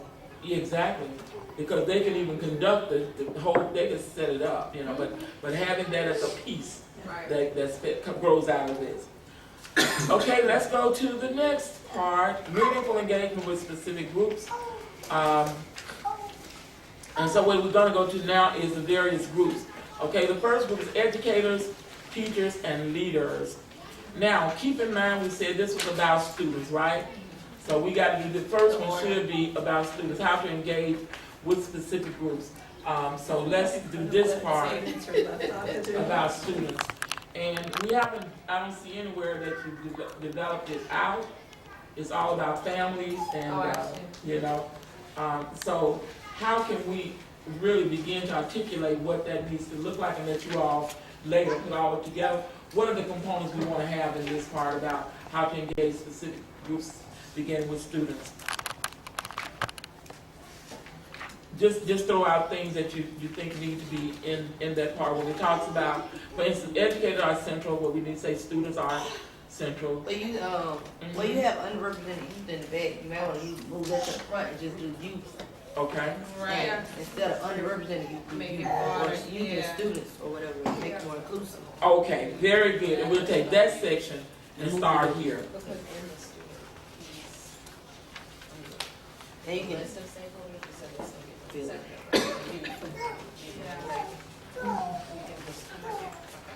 So do we want to look at it and see what we need to add to this, Yeah, I think maybe the best way to do this piece, or most helpful to to you? me. Okay, that's fine. That's what we need. What's helpful Just, to you? like, what are the best ways to get in touch with educators? What are the best ways, or engage educators? What are the best ways to engage rural communities? Okay. Like, you know, these are the top best, Okay. best practices kind of a thing. Okay, sounds good. If that's all right. Okay, how do you engage youth? What are the best ways to reach out to them? We're gonna be on teachers first, right? Well, in the book, they're gonna reverse this to this first though, but we can start with the educators first, Yeah, but let's start we there. want them to go, Page along. and then we want to do families second. Wait a minute, what page is supposed to be on? Right, we want to do youth first, then we do families next, and then we're gonna do educators, and then what is the next group? How we engage, okay, partners. Okay, so with educators, let's just look at that one for a minute. Okay, that's on page 26. Okay, what Ansel said was, page 26, he didn't say anything. Nothing. Did Marlene didn't say anything? Or did he? Okay, how can we effectively engage educators? And I think with educators, the only way we're gonna engage them is putting them into a safe space that they really can be able to talk about their stuff. And that's what many teachers are telling us now. I say nobody asked us anything. Decisions are always being made. They never ask us. And so I think maybe even getting them, and I think we talked about doing that once in our district, is getting them to form an alliance. And I don't mean like that, you know, but I think they call it councils or something where their role takes them out of the official role in terms of a staff person in the district, but puts them in another official role because of what they do, okay, and who they represent. So maybe forming something like that. Put your hand up under. But God, raise it up like that. She's tired. You like to be doing. Well, she's tired. They're gonna travel so far. The only thing I want to say about that is you have to be careful with the groups like that, because we do when our district writes the grants for the SIG grants and stuff like that, and we do the focus groups for the teachers, the students, and parents. And for the teachers, it always ends up being a writing session.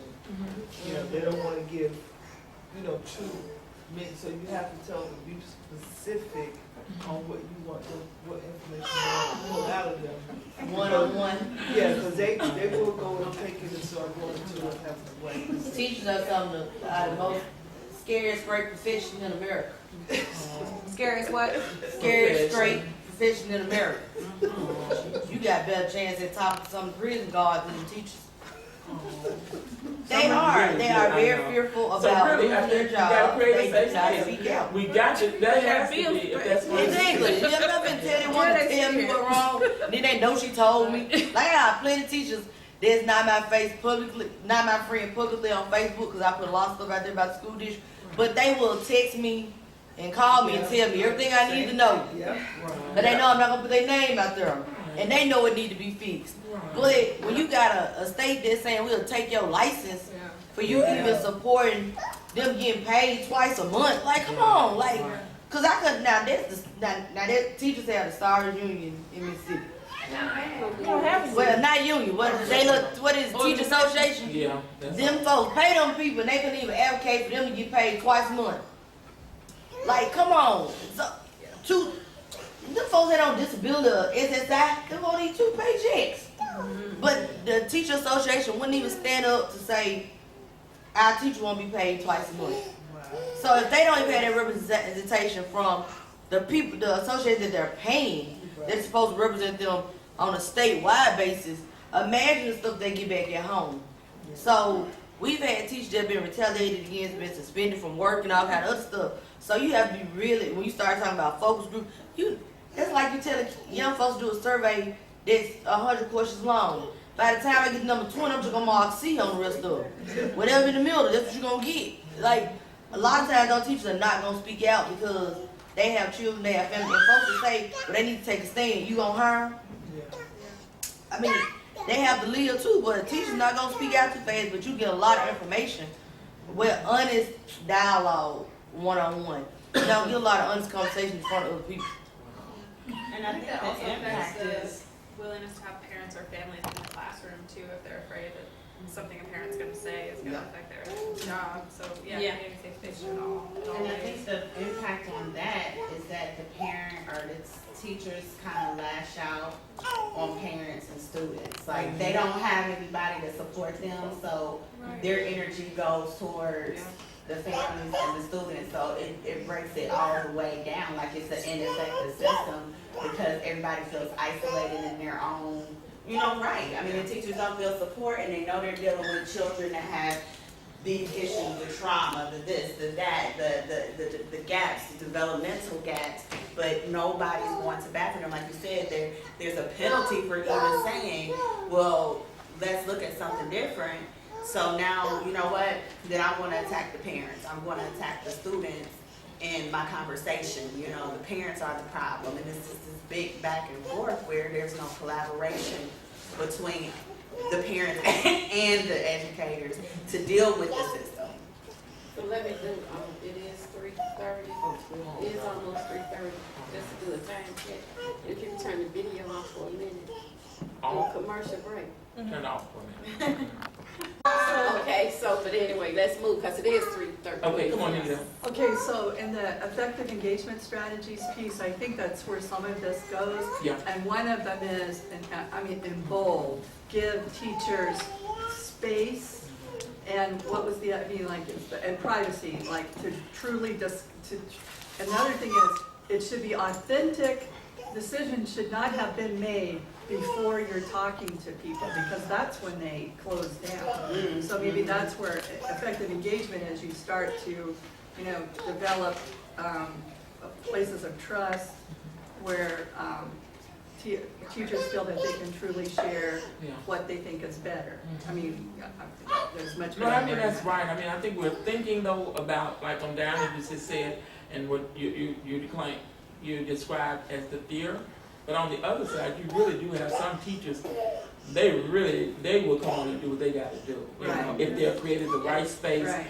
But I think then this is the key to it, is us being in the room with them. So even though it's an educator process, it should include some advocacy group or somebody that can support the voices of teachers as a part of that, where they are not afraid, to speak out. Because if there is retaliation, then there needs to be something here in place. So I think the Whistleblowing Act, one of those resources, they need to be familiar with what that looks like in their communities, is another thing to look at.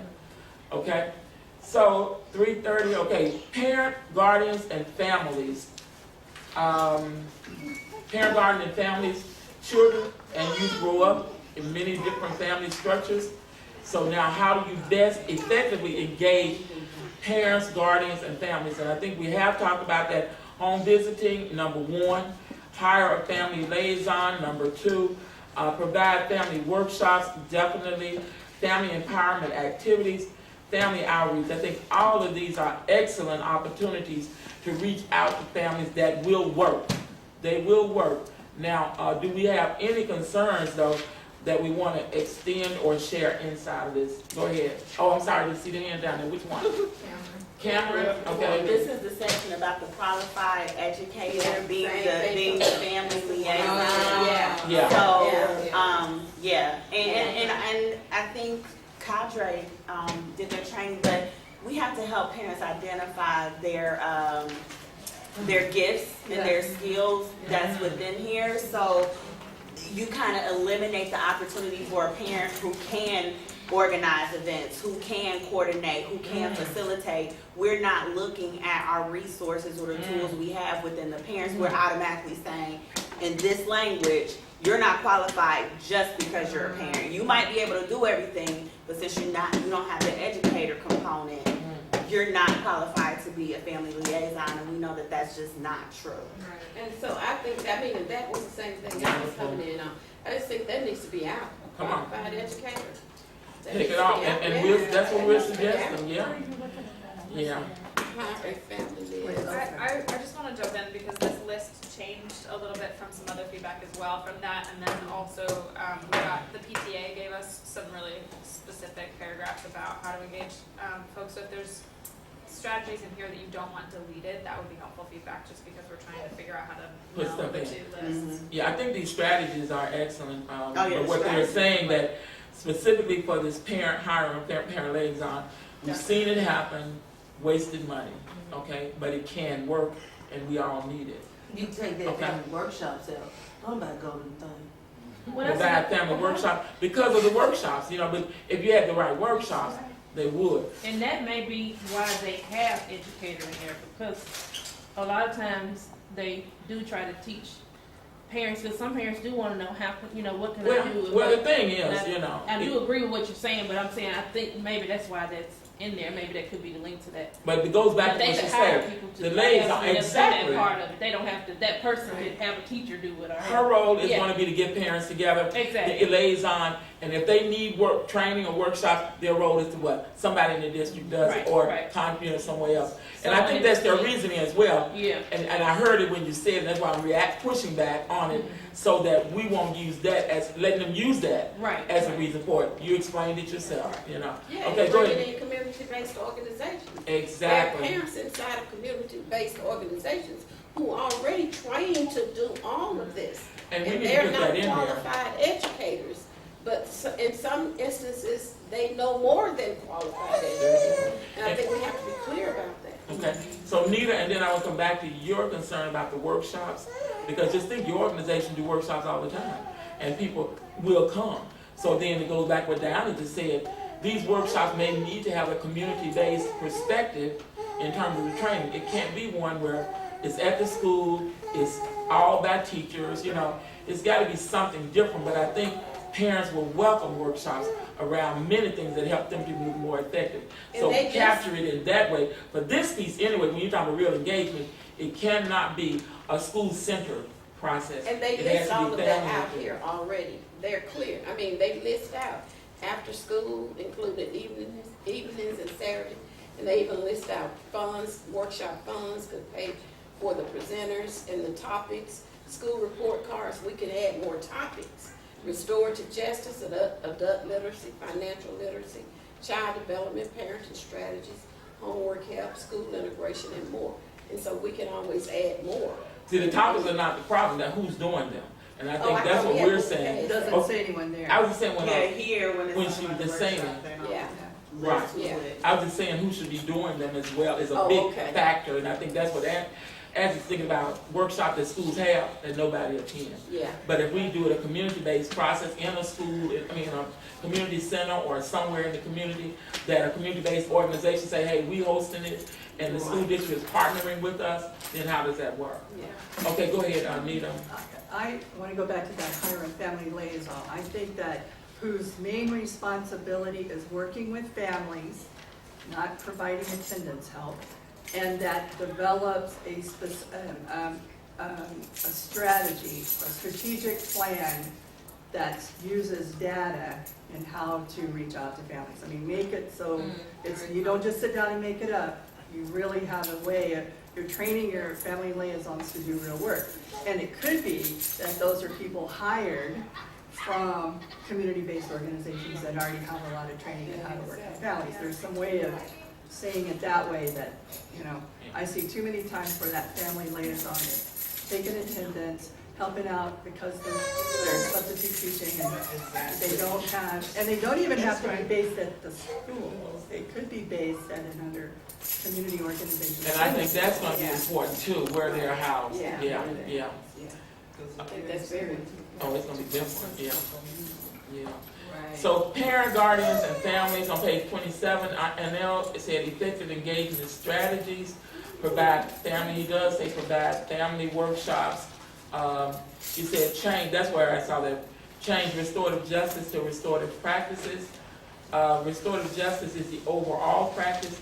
For local school districts, we would like to push the implementation of the restorative practices with fidelity.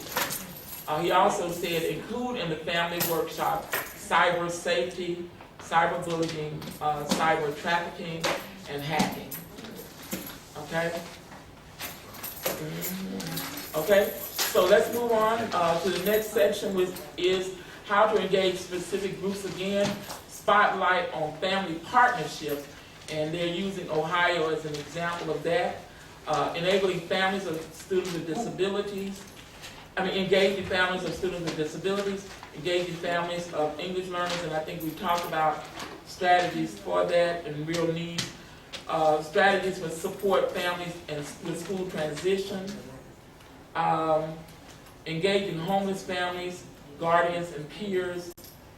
So in this section right here, I think we probably addressed most of these areas with information. So is there anything else we want to add to that speaks to these topics here, or these groups, in terms of what we need to know about engaging them?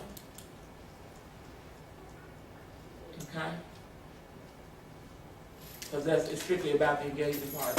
Now, how engaging specific groups over here, rural communities, and I think Betty and Marika lifted up really understanding what rural communities are in relationship to this kind of a process is going to be really critical in defining what that is.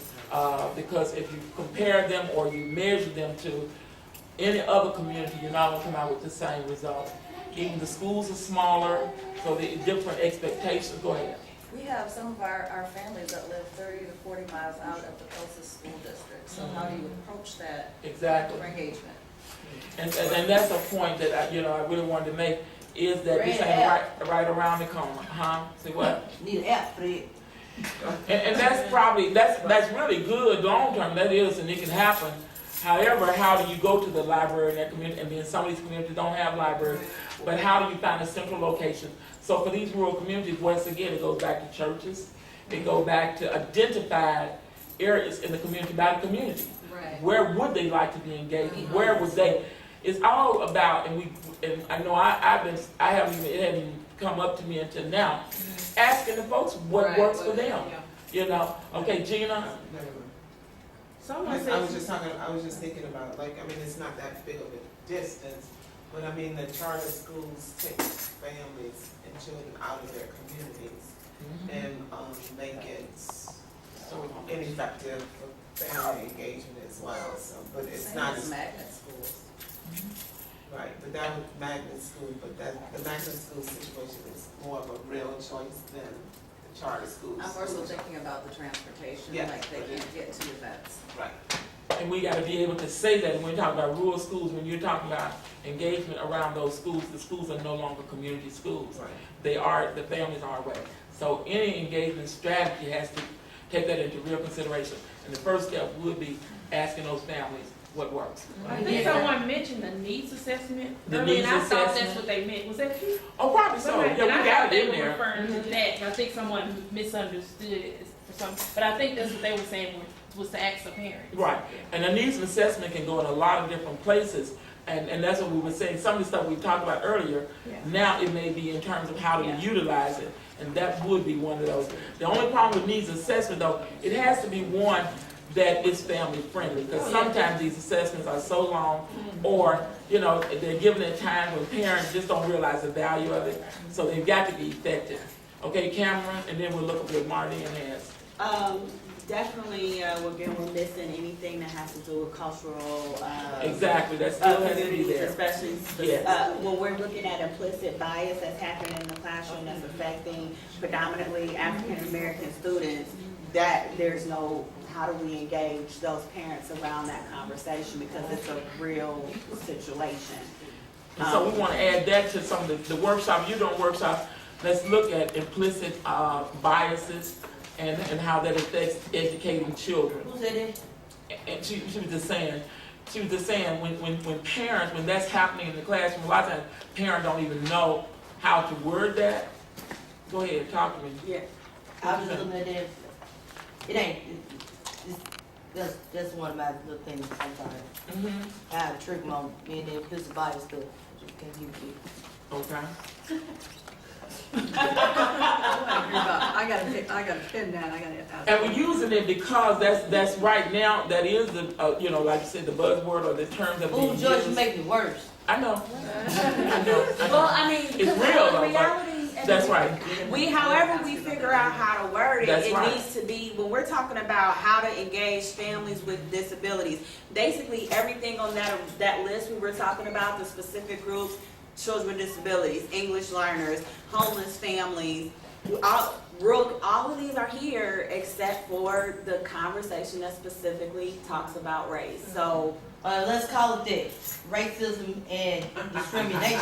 I'm with you. Bias. Right. Especially not right now in this country. Right. They take that lie out their door. Right. They'll all try to feed me that one. Excuse me. And I think it does create barriers between families, and real engagement. Because I know you know what, I'm gonna shut down. You're not gonna talk about the issues that really affect me. So I don't care about what you have, I don't care to engage in this process. So it needs to be there. Yeah, and then I think too, we're getting to a space where we want to make it seem like race and discrimination is a shared concept and everybody shares responsibility in this.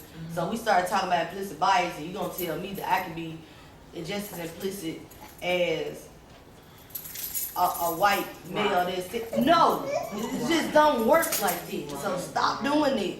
It's a way for me, I just think, for folks to kind of try to spread the blame. And it's just like, nah, bro, that's racism. Let's stop with this implicit bias. And I will say that with this particular implicit bias, that's what the data points back to. At the end of the day, Black children are affected because of these biases. So it doesn't matter whether the teacher was a Black teacher, a green teacher, or a white teacher. At the end of the day, there was unfair practices being used and unfair measurements that specifically were around Black kids. Like they were the ones who were affected. Implicit bias. I don't care if it's a Black lady, white lady, Hispanic lady in the classroom. You have bought into the white supremacist power structure. It is racism.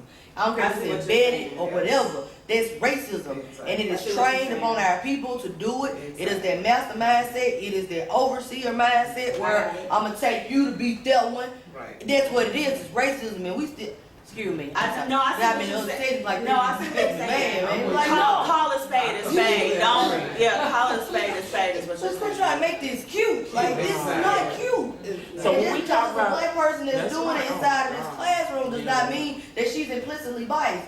No, she's falling in line with the power structure that be there to shape your mindset on how you should treat this child. That ain't no implicit. She saw that on TV. She lived it. Like, that's racism internally that you have internalized the oppression. So let's not I'm stopped. No, you're 100%. Yeah, the point is, we got to figure out though, how do we lift that up though, inside of this process, because you're right. I mean, and we've got to figure out what that topic needs to be, because that has to be a really intentional conversation around race and racism and discrimination, you know. So how do we need to put it in there?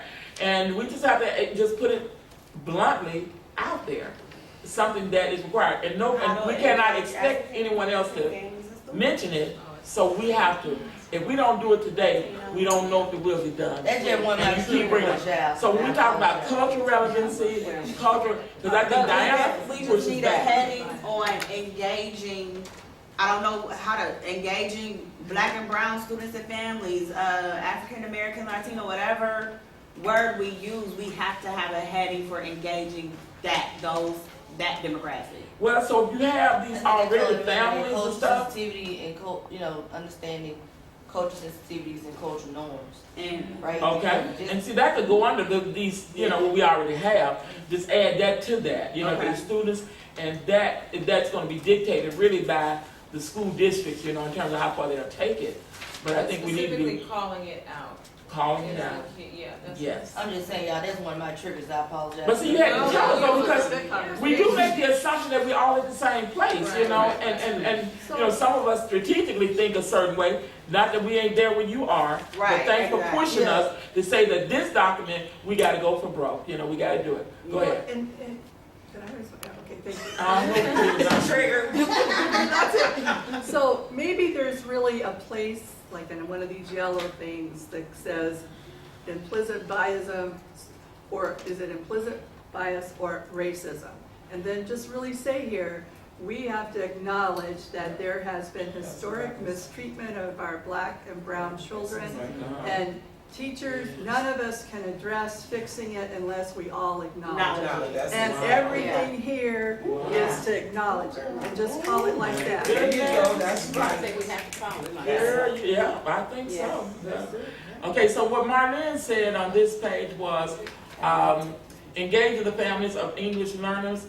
She said this should also be employed for special ed in pre-K through second grade. This part here, take home supports. Then at the next part down here, she was saying provide home visits. Let's see that better. Okay. Provide home visits, open houses, parent orientation sessions off the school grounds at community. And she said, does this literally mean community centers or centers of the community? And and it should be both again, because that could be two different things. Yeah, I love that she's taking it to another place with that centers of community, because that's where it should be. But we know the physical building is sometimes just community center. So I think we should incorporate those two languages there. Yeah, because in rural communities where they don't have really a community center, it will be the center of the community. Yeah. Okay. So I think going back to the explanation that Nita talked about. This last thing she was Yeah. talking about. So I think rather than historical mistreatment, I think it's got to be historical something. I don't think the word is mistreatment. Abuse. It's No, even, she's really thinking it's even something deeper else. than that, but it's not. But I think we need to structural racism, right? But I think we also have to say statistically, Black children are pushed out. I mean, the statistics are there, and I think that has to be in some kind somewhere in this of, yellow. Yellow box. A yellow green box. Underline and everything. Because we want. But give her the language statistical though. data. Yeah. And so statistical data shows, research, evidence-based, all of it shows that Black children, Black boys are pushed out of school at a rate 3 times higher, and you actually reference whatever report it is. That's right. And that's fact. And then that flows that way into what Anita was saying about, so we have to have this, So we have to acknowledge it if we're gonna fix it.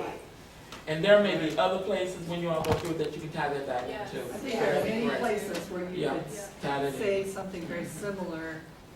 I mean, we could even kind of I mean, we are talking about saying it really explicitly, but there's kind of ways to like sneak it into, like in talking about data. And Exactly, Yeah. talking about that. Let data come Exactly. up, yeah. I'm That's talking about, Slip it in. test scores may not be accurate for a kid, but across the board, that's how we're able to see that there are achievement gaps, and without that, we wouldn't be able to move forward on those issues, so Well, that's the value of that Okay, go data. ahead. and then even when you're talking with parents and when parents are looking at that data, that's very painful. You know, if you are the parent of a black boy and you see a 40% gap between the black boys and everybody else, that's painful. And you can It even, is. I think there's a discussion even in here of how you talk with parents. There's gotta be a way of setting that up so that there's not guilt and feeling bad, that, hey, there's some reasons this is happening and we gotta fix it, or, that, because parents hate to hear that. It's very, it's really uncomfortable for teachers to talk about it. So we've gotta do something to, and y'all have a better way of saying that than I will. Okay, so let's go to the next part. I'm not sure where it says the tribes and First Nations, leadership and communities. Are we okay with this?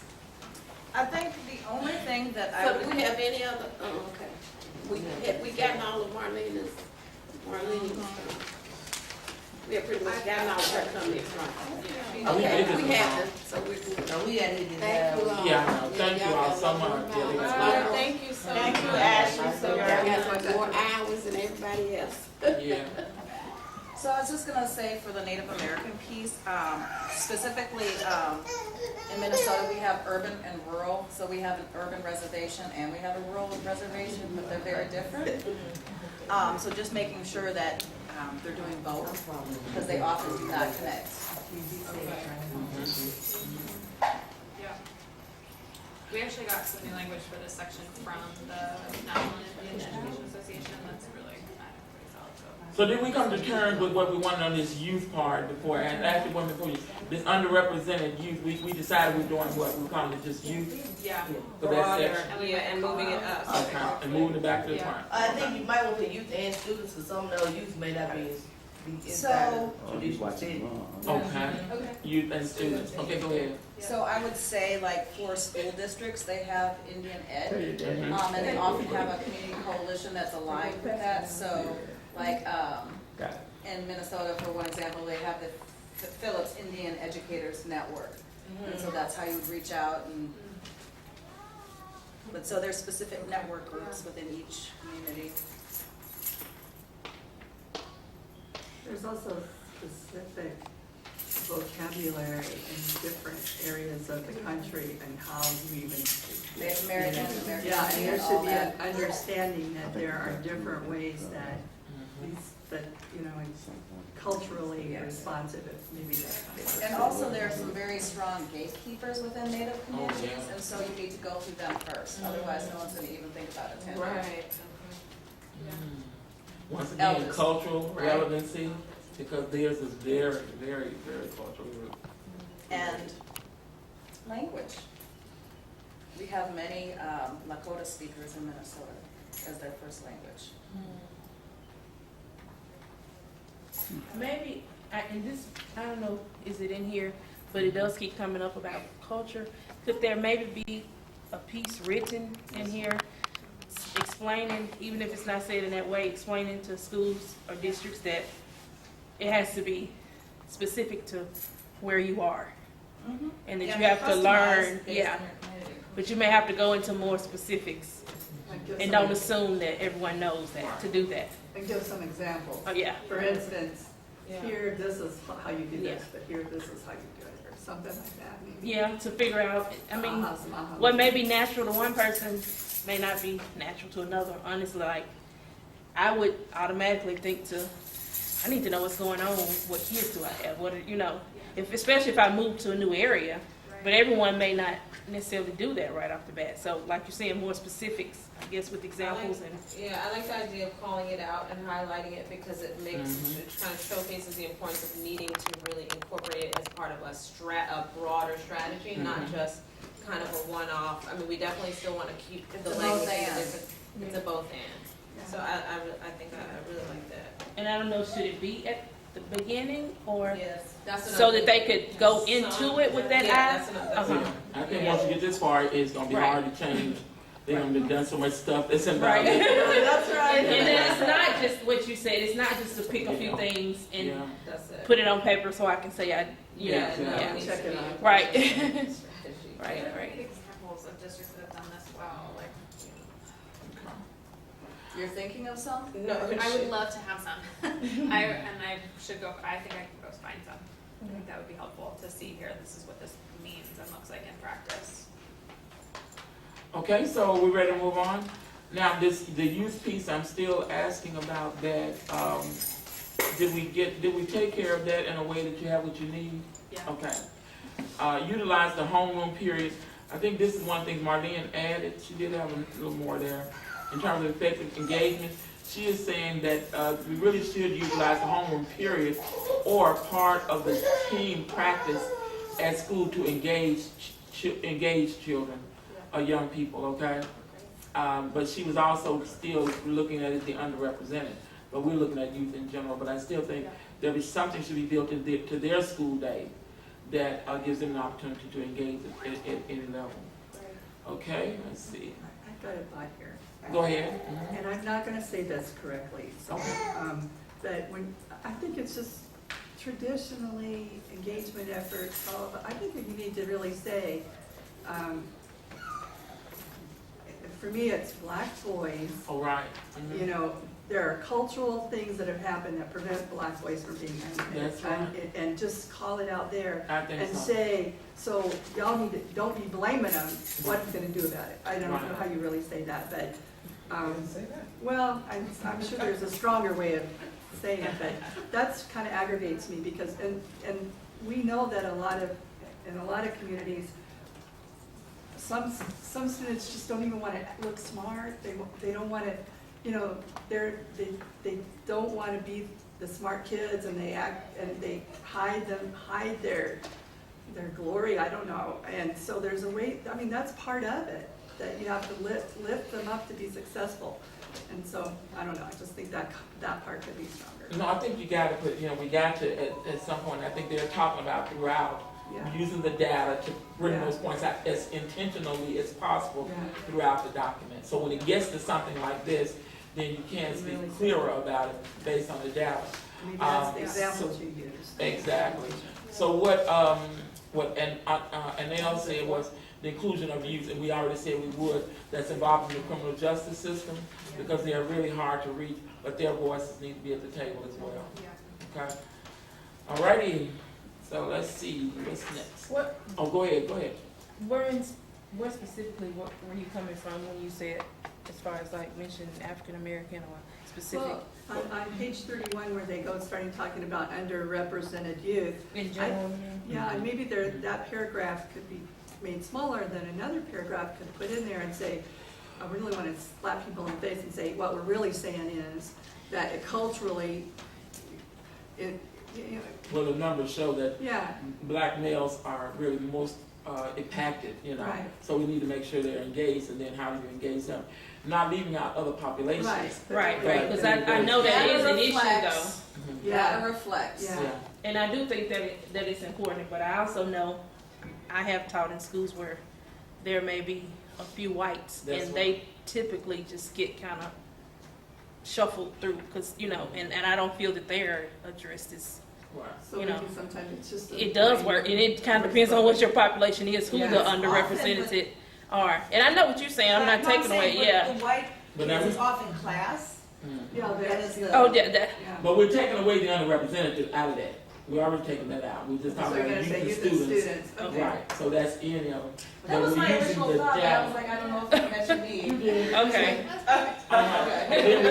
Then you use the data in terms of where it shows that overall, regardless of the pockets, these are the ones, so, yeah. Well, and then remember, this is every student succeeds, so That's you right. could say that, and we're looking at you gotta look at every Black males, students receiving special education services. Yeah. Okay. Yeah. Okay, let's go to the next section then. The leveraging community partnerships is something that keeps coming out. Okay. We've talked about a lot. But, you know, just trying to get as many of those examples as possible, but how to best think about using community-based organizations or parent leaders to engage, you know, so helping districts kind of figure out how to actually do this. I think that's what this section is about, but I think that it's come out throughout every section we've been talking about. Yeah. So remember the social and civic organizations, you know, add that to the list. Social and civic. Mm-hmm. Higher education, I'm not sure, I know it's a college and career, but making sure that they're part of the process. You're a faith-based community, and I think really by the time you get there, you just gotta go back and pull, you know, that things that we've added in other sections that maybe were new, that wasn't already there. I think they will be applicable to this section. Because that's what it's going to take, and I'm just, libraries, you know, what's the value of libraries and communities, even community centers, you know.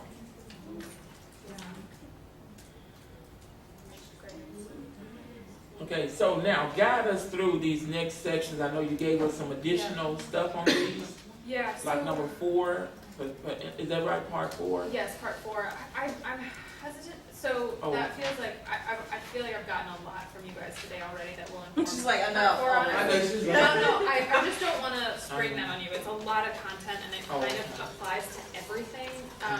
So the content is supposed to be about assessing need in your community, figuring out what your values as a community are, and therefore your priorities based on that need and value, Okay. and then allocating resources to that. And it's going to be very, very high level, but kind of saying that stakeholders need to be engaged at each part of that process. That the process should be in that order, so not starting with how much money you have, but instead starting with an understanding of what your priorities are first, and then think about money. And then also that the needs assessment section should include, you know, gathering as much real information as possible about your kids, Yeah. and schools and teachers And community. Community, exactly. And a lot of it's been rewritten already by folks who know a lot about resource allocation, which was not me when I wrote this section, which is what you guys have. So I guess I'll say I would love your feedback at some point in the next little bit. It could also come in the next